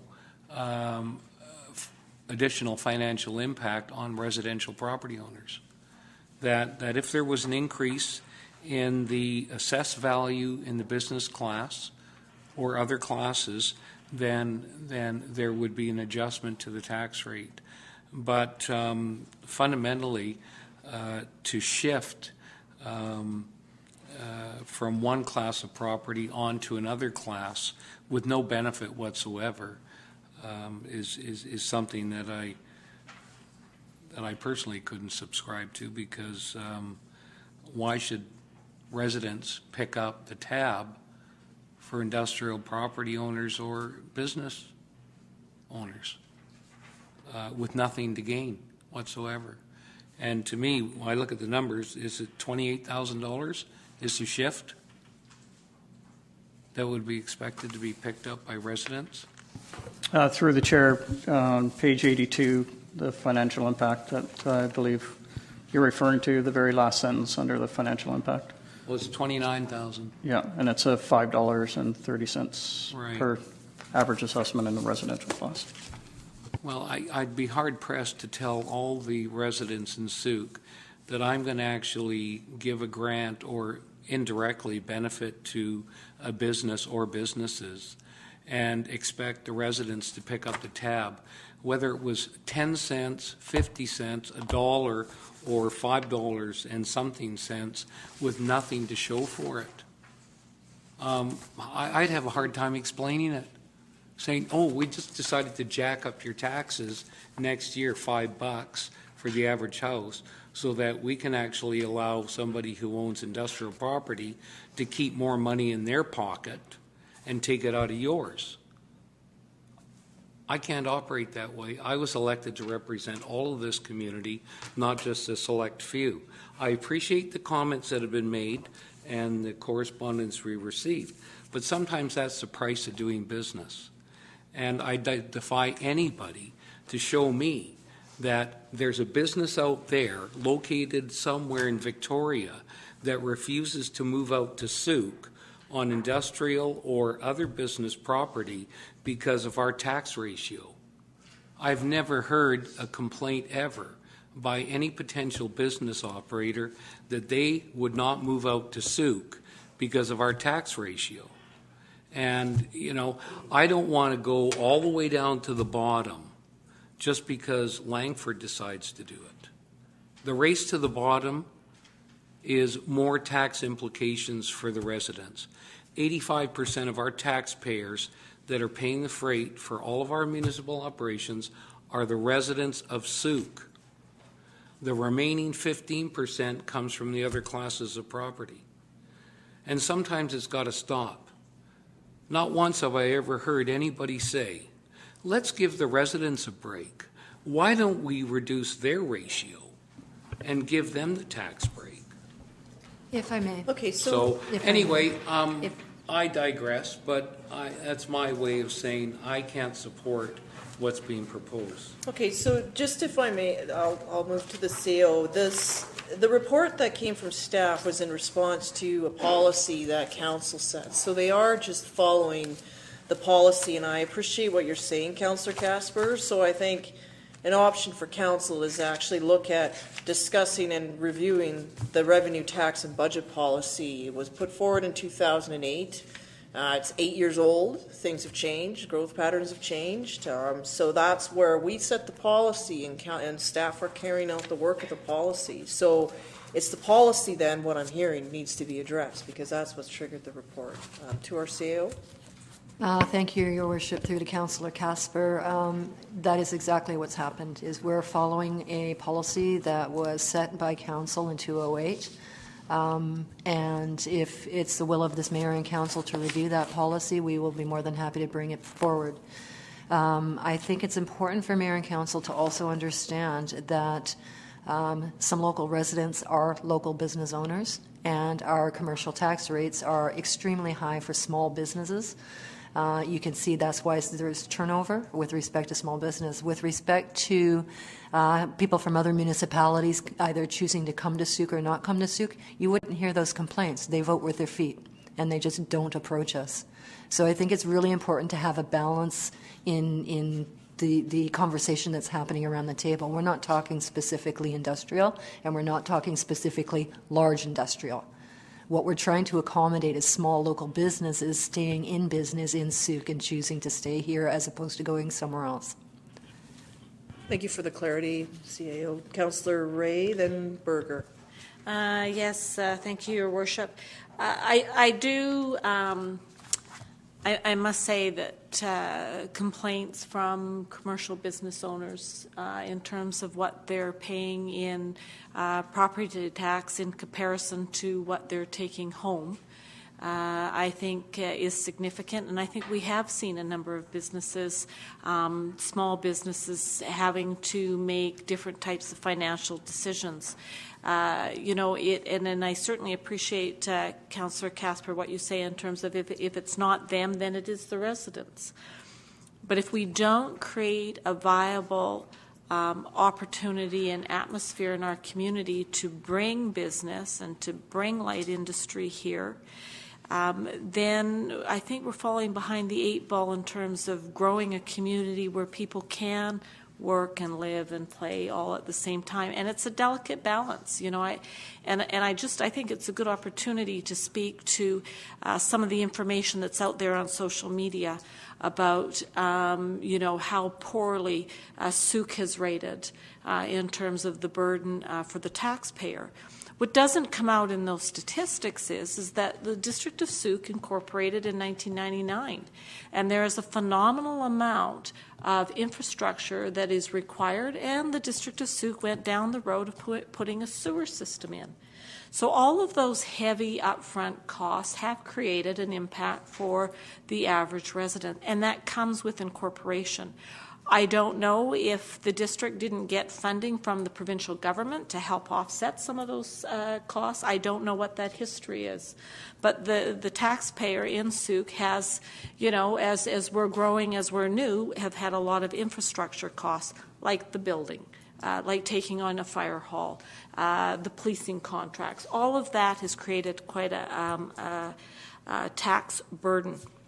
But I think the last council, and I can only speak with that one because that was my first term, and this council have strived to try and keep those residential tax increases at a bare minimum.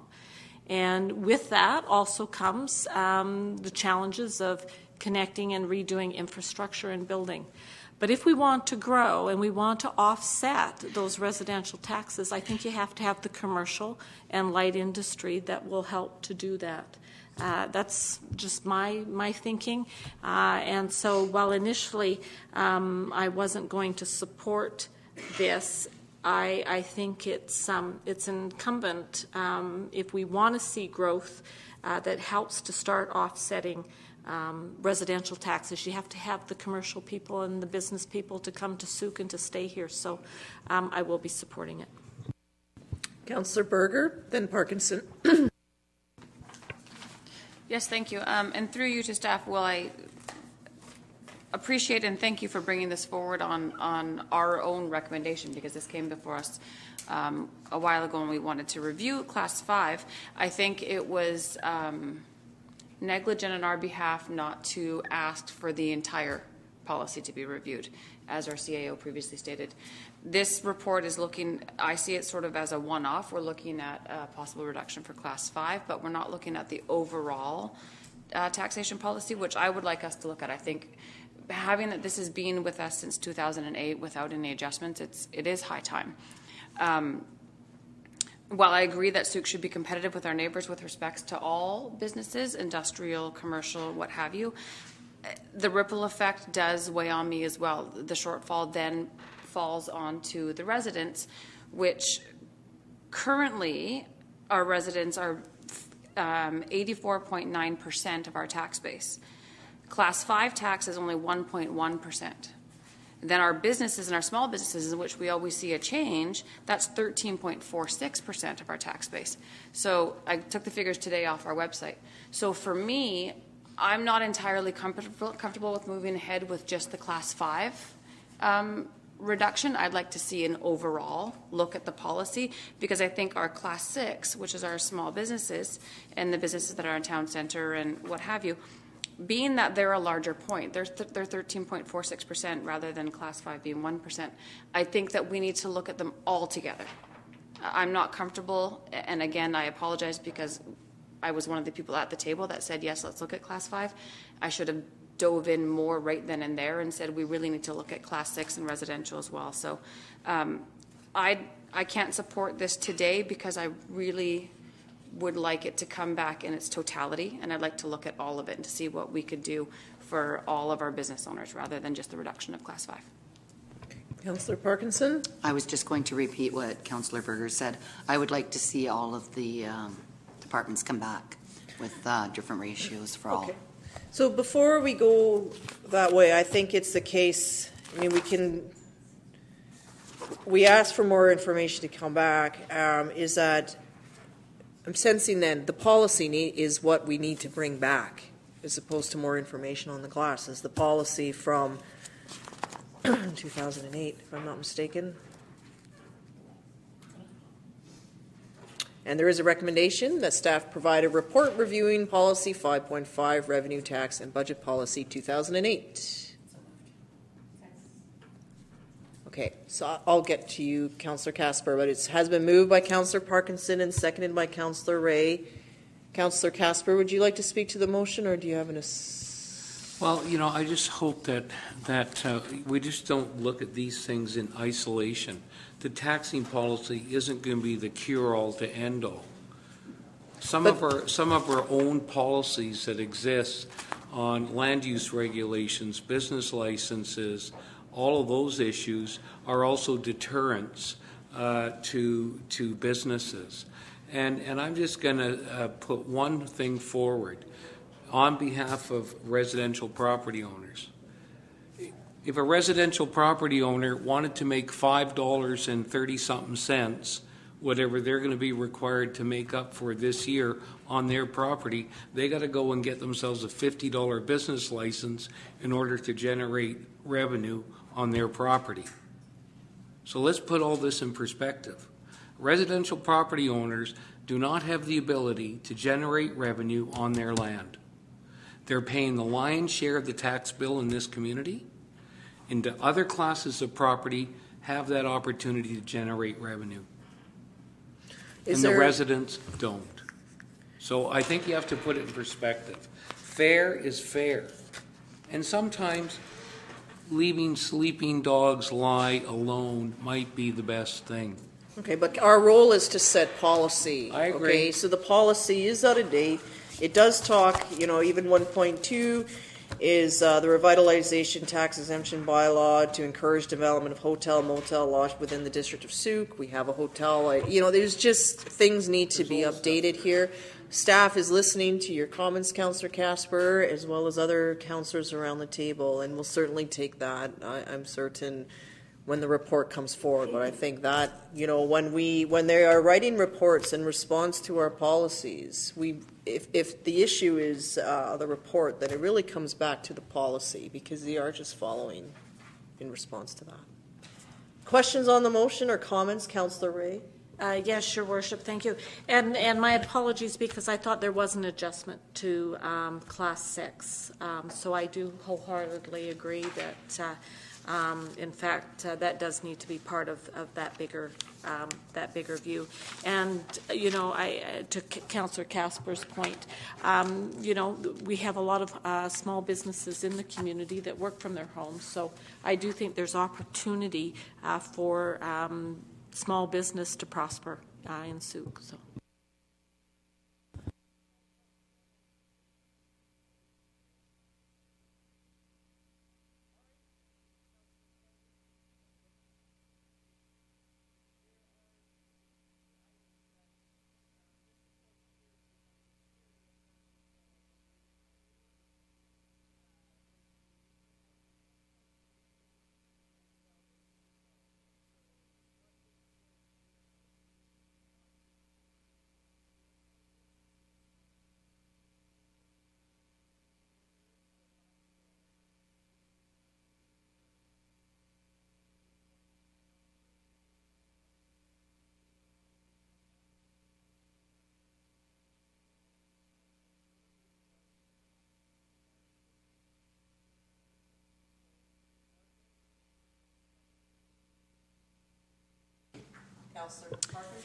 If someone else would like to have the housing, that would be fine by me. And if not, then I'll stay on it. Pardon me, just for council information, when and how often does the commission meet? Their meeting is tomorrow at 1:30 to 3:30. Okay, but this would be starting in January, so nice try. You're still on the hook, but just going forward, is it monthly or quarterly or by the chair? By the chair. Okay.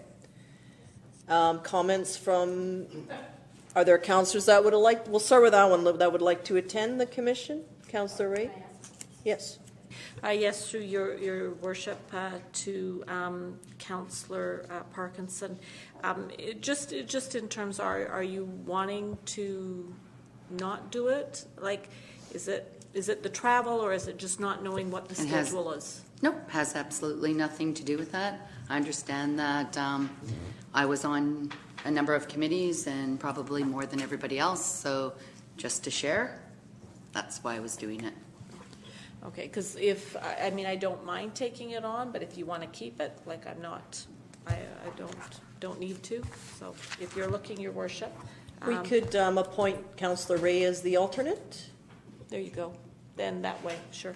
Okay, so maybe the first part then, that council appoint Councillor Parkinson as council member and Councillor Ray as alternate to the Capital Regional District Regional Housing Trust Fund Commissions for the year 2017 and 2018. Would someone like to move that? Moved by Councillor Casper and seconded by Councillor Berger. Okay, so that'll be for the next 2 years. And any discussion on that? All those in favor? Opposed? None opposed? Okay. The next part then is with the CPARC terms of references, the CRD director is always a direct appointment, so that's why that's just written as it is. Councillor Berger has sat on that. Is there any discussion? Councillor Berger? Oh, I'd like to continue. You'd like to continue? Councillor Ray, you are on as alternates. You'd like to continue? Is there anyone else that would like to be on this? Okay, so we'll just put in then Councillor Berger as council member and Councillor Ray as alternate. And Councillor Ray, that would make you an alternate to either myself or to Councillor Berger, if I'm not mistaken. Just to me? Oh, pardon me, that's right. Okay, that's where it got me a bit confused. So Councillor Casper as alternate director would substitute for myself only, not for Councillor Berger then. So if I may. Yes. The part of the resolution that says appoint Mayor Maya Tate as director is redundant because you're there by virtue of the CRD bylaw governing the commission and its structure. And then I'm there as the alternate in the event you cannot attend. And that's where a lot of confusion has been. And this is a historical thing. Okay. It's been like this going back a number of years. And it appeared quite confusing to me because when we were asked to amend the CRD bylaw governing the commission to actually make allowances for an alternate councillor in the event that Councillor Berger could not attend, then you finally read the bylaw in its entirety, and the first few sections deal with the Juan de Fuca electoral area director being a commission member, the director of SUC being a commission member, and then naturally the alternate. So it's something that had occurred many years ago, and it just was incorrect when we made these appointments. So that'll be clarified. We have that sorted now. Staff has it on the PowerPoint, and then now it's that'll just roll forward. But is this?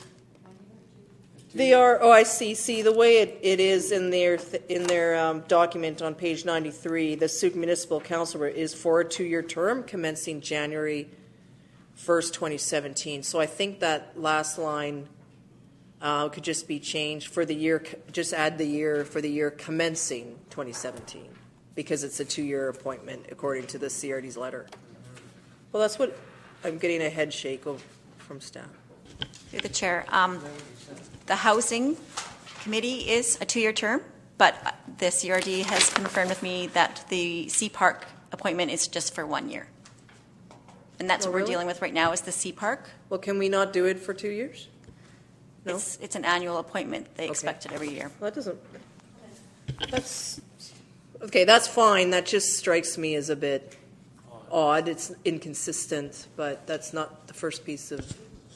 Just through the chair, it's because recently the CRD changed their bylaw in accordance with the Housing Committee, and the bylaw for the CPark has just a 1-year appointment. Okay. Councillor Ray? Yes, through your worship. I'm puzzled then because it says council nominations to CRD board committees and commissions. So maybe if you're reading it. Okay, I understand better now. Yeah, okay. Thank you. Okay, so then it'll just be as it was stated then. Would someone like to move the motion, please? Moved by Councillor Ray, seconded by Councillor Berger. Thank you. Any further discussion then? All those in favor? Opposed? It's carried. Okay, thank you very much. Thank you, staff. There were a number of liaison appointments, and that listing has been circulated. That'll come back to council in December. So councillors, please provide some information there, and we will receive that. Okay. RA4, appointment of Board of Variance member. There is a recommendation. Staff is continuing to look for an appointment and an application. So the motion is basically to direct staff to continue advertising on the district's website for member applications regarding the Board of Variance appointment until a qualified application has been received. That's moved by Councillor Parkinson and seconded by Councillor Ray. Just for clarity, as we continue advertising, though, does this also go into the print ads or any ads, or is it just on the website? Because how would people otherwise, how else are we sort of communicating that we still need the position filled? Yes, Your Worship. Just we did advertise for 4 consecutive weeks. Okay. And it's quite costly to do that, so that's why the recommendation is just to publish on the website. Okay. Is council just wanting to give that a go then? I guess you can tweet it too. Okay, any discussion on the motion? All those in favor? Opposed? Is carried unanimously. Okay, RA reports for information. RI1. Point of order? Sorry, yes? I think we have another, Paul.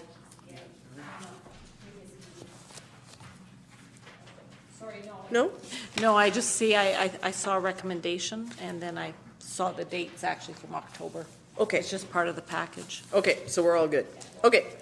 RI1, we have development cost charges update January to November 2016, along with the staff report, which is on page 101. Are there any questions or any further information from staff on this? Your Worship, this report was done for your review and information. And if there's questions, the Director of Finance and myself would be more than happy to answer. Okay, thank you very much, staff, for putting this together. Questions from members of council? Pretty straightforward. Maybe the case more questions come over time. Motion to receive. The recommendation is to receive the report, moved by Councillor Parkinson, seconded by Councillor Ray. Any discussion? Councillor Ray, then Casper. Yes, through your worship to staff. I appreciate this. I think it helps us understand what's happening in the community. And so it's nice to see these sort of reports, even if they're short and brief. It just gives us a bit of a snapshot. So thank you again. Okay, Councillor Casper. It does, in my just interpretation of it, it doesn't paint a very good picture as far as our revenue stream is concerned, though. And, you know, the thing that I'm concerned about is the wastewater DCC fund and the impact there, especially in next year's budget, and how the allocation of our costs are going to be dispersed. I'm not trying to be alarmist, but I am concerned because if we don't have funds to do a major capital expansion of any sort, then really we're hard pressed to do that if we don't have DCC funds for any such project. The roads are in better shape. And I just want to ask one question here. That there's a reference to large subdivisions being approved. So am I to be given assurances that when the subdivisions are approved, are we collecting the DCCs as soon as the lots are created, or are we deferring the collection until the building permits for the houses and or townhouses are built on any of these developments? Your Worship, through to Councillor Casper, the DCCs are collected at the time of, for subdivisions, they are collected at the time of approval prior to registration. As far as DCCs for commercial buildings, they are issued prior to they are collected prior to the issuance of the building permit. Right. Okay. Well, that's good to hear. I just hope that when we're talking about these larger subdivisions, that the whole works isn't going to be approved overnight. They're going to do it phased based on market conditions and their saleability of the lots, just like most of the other developments are done. So do you have a number, any anticipation of what it could be? Your Worship, through to Councillor Casper, I don't have a specific number, but we have some fairly substantial subdivisions that are coming through, coming down the pipe, no pun intended.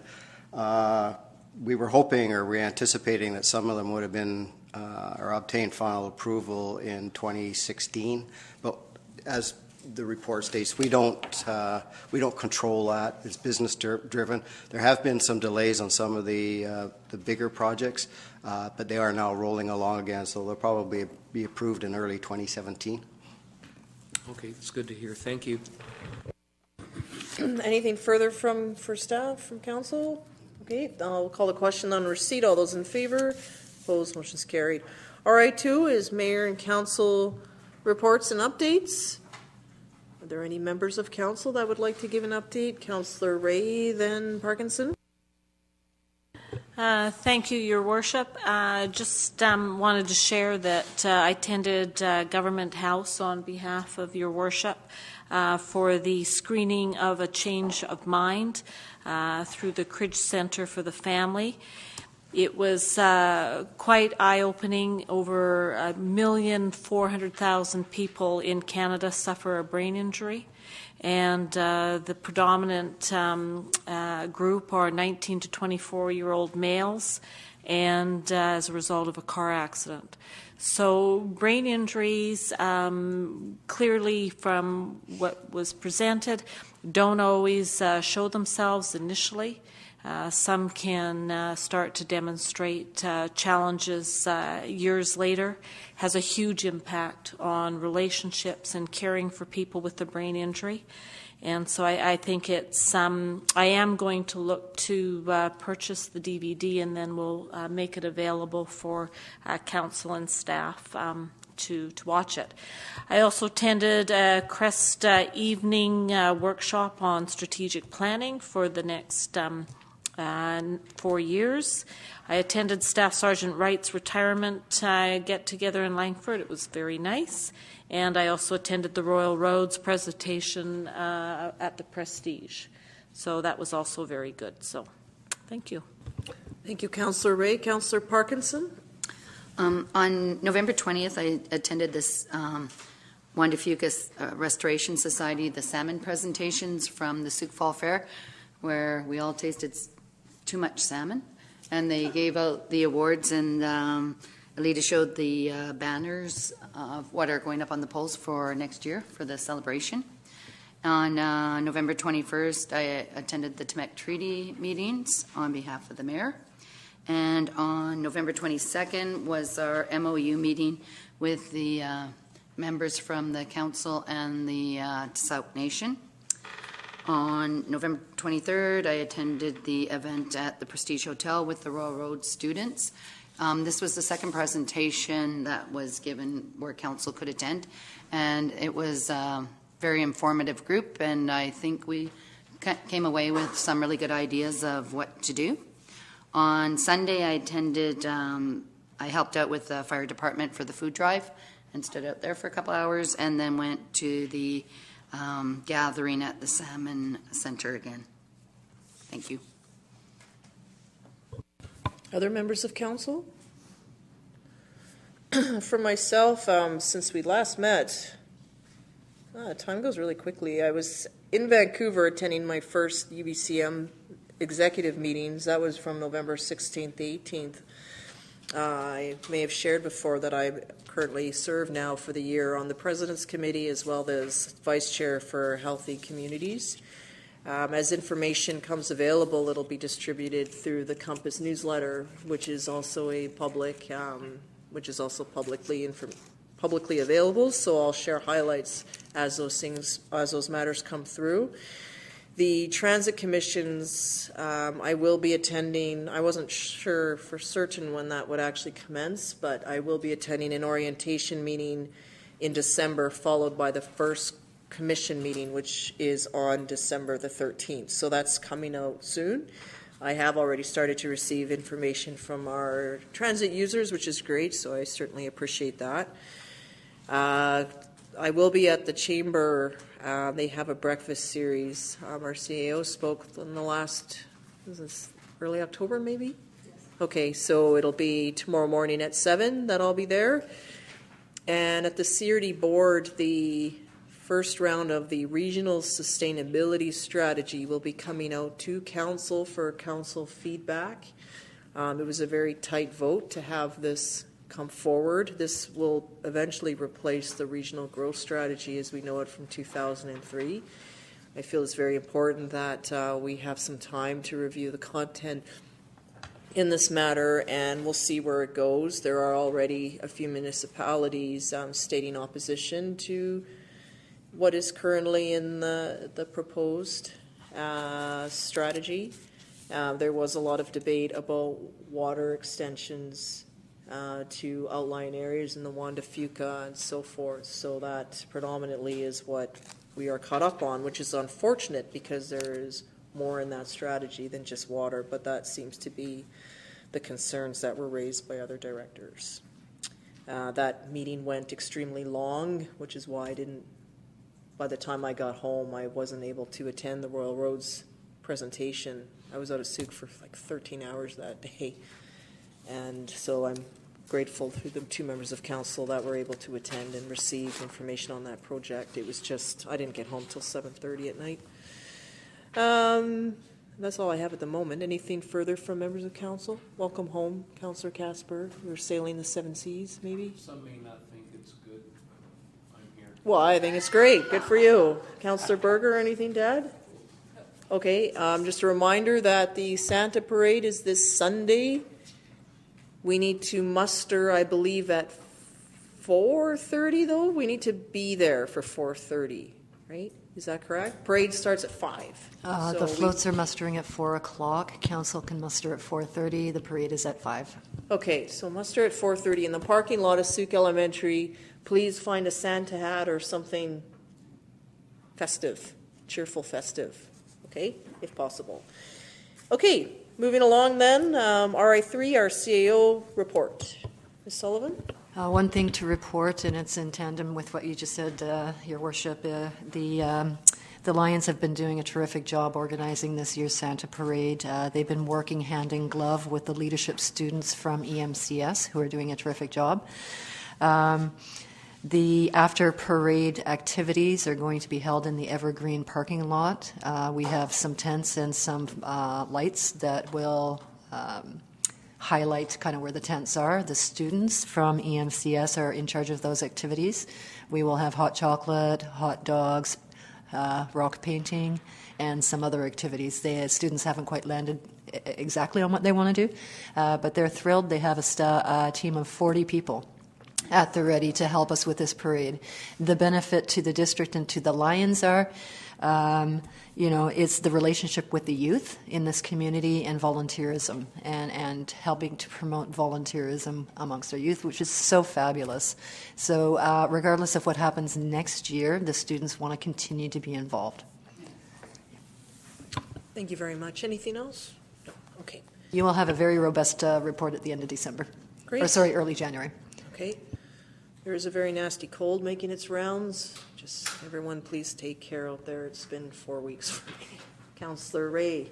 Yes, thank you, Your Worship. And I just think it'd be timely, even though Councillor Logans isn't here this evening, that really she was spearheaded the idea of using engaging the students from EMCS, and it's quite nice to see that be so fruitful at the end of the day. So just want to acknowledge that it was Councillor Logan. Great. Thank you very much for that, Councillor Ray. Okay, we have no new business, just moving into correspondence requiring action. Items C1 through to C6. Well, I guess there is sort of an ask on each one, so we do need to do them individually. The first one then is C1, letter received November 15th, 2003, Regional Growth Strategy Amendment Bylaw 4124, referral for municipal acceptance.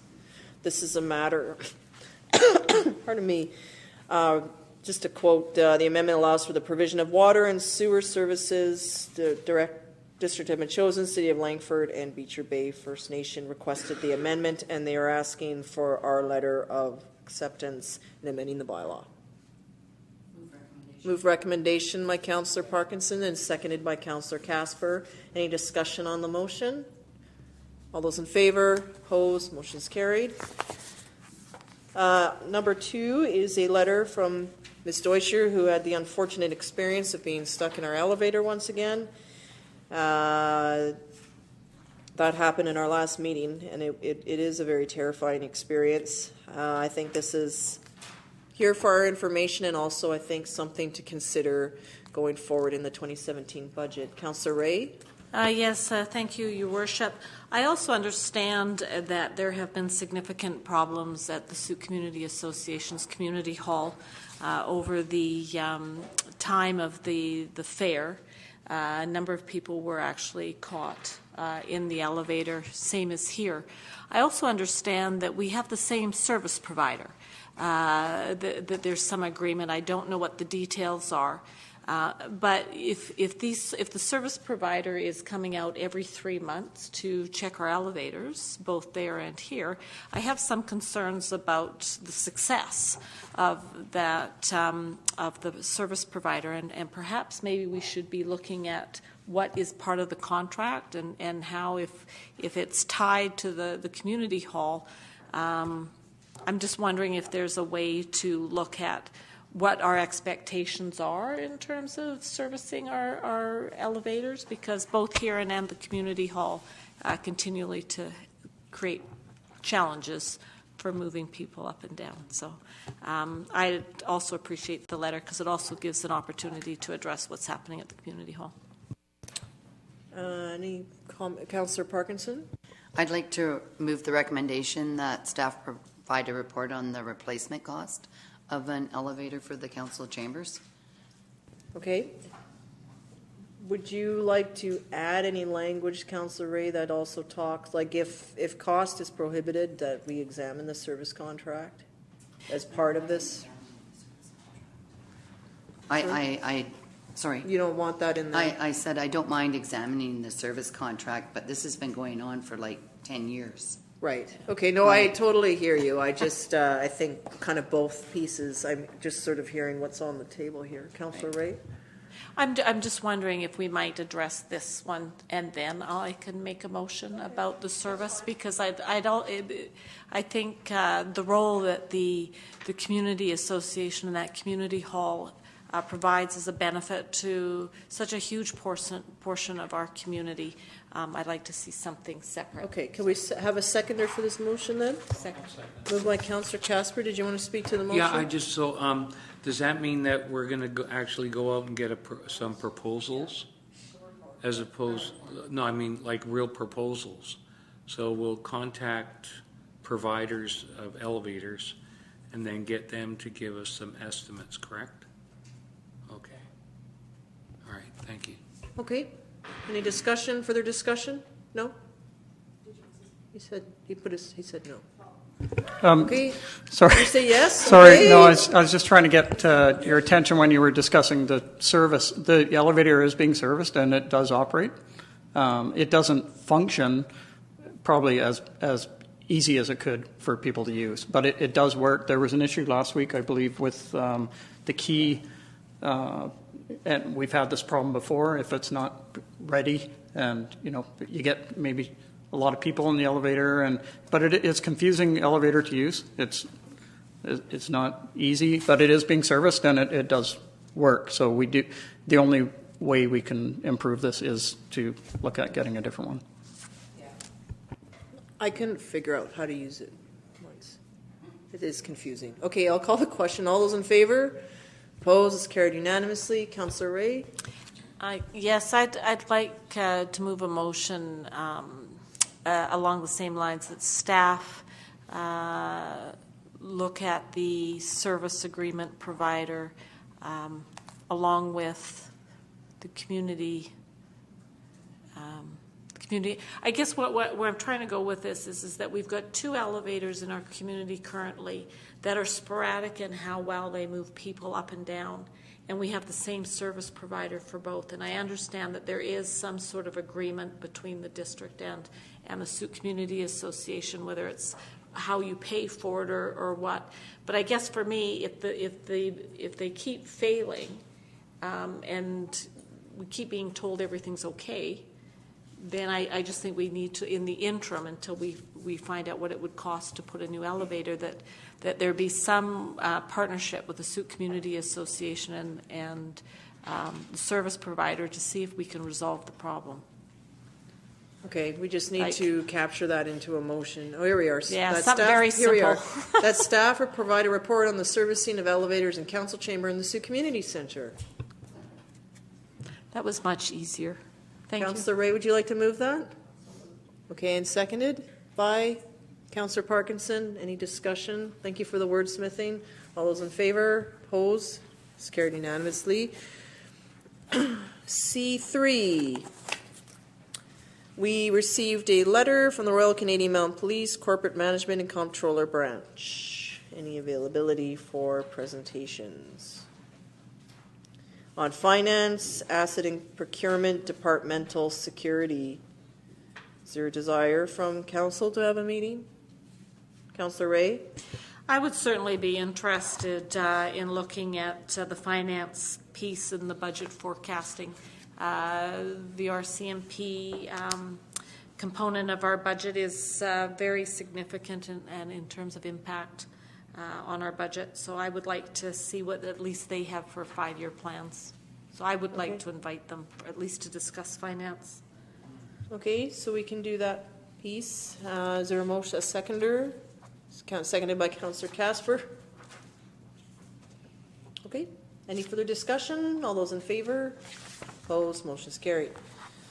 C4, we have a letter received November 16th on human trafficking, sexual exploitation, youth and child exploitation, youth porn use addiction in BC. And I just don't know what the ask is for this other than, okay, the ask is, they would like to know what proactive steps our community is taking and if we require any more materials or like a presentation to an advisory group. Something like this, if we so desire, could go to the Protective Services Committee once it's formed, or to council, or not. Would anyone like to make a motion or just a motion to receive? There is a motion recommended that the correspondence is stated is be received for information. So moved. Second. Moved by Councillor Ray and seconded by Councillor Parkinson. Any further discussion? All those in favor? Opposed? Motion is carried. Yes? My apologies to our corporate officer, but we have already received this letter for information. They've written back to us, so they're looking for some sort of response from the district. So then we can just send a letter with this evening's resolution. Okay. That's what council has decided, so. Okay. Yeah. Thank you for clarifying that. Okay, our next item, is there a desire to advertise in the Definitive Guide for the Arts and Cultural Traveler 16th edition? Move received by Councillor Parkinson, seconded by Councillor Berger. Any discussion? All those in favor? Opposed? Motion is carried.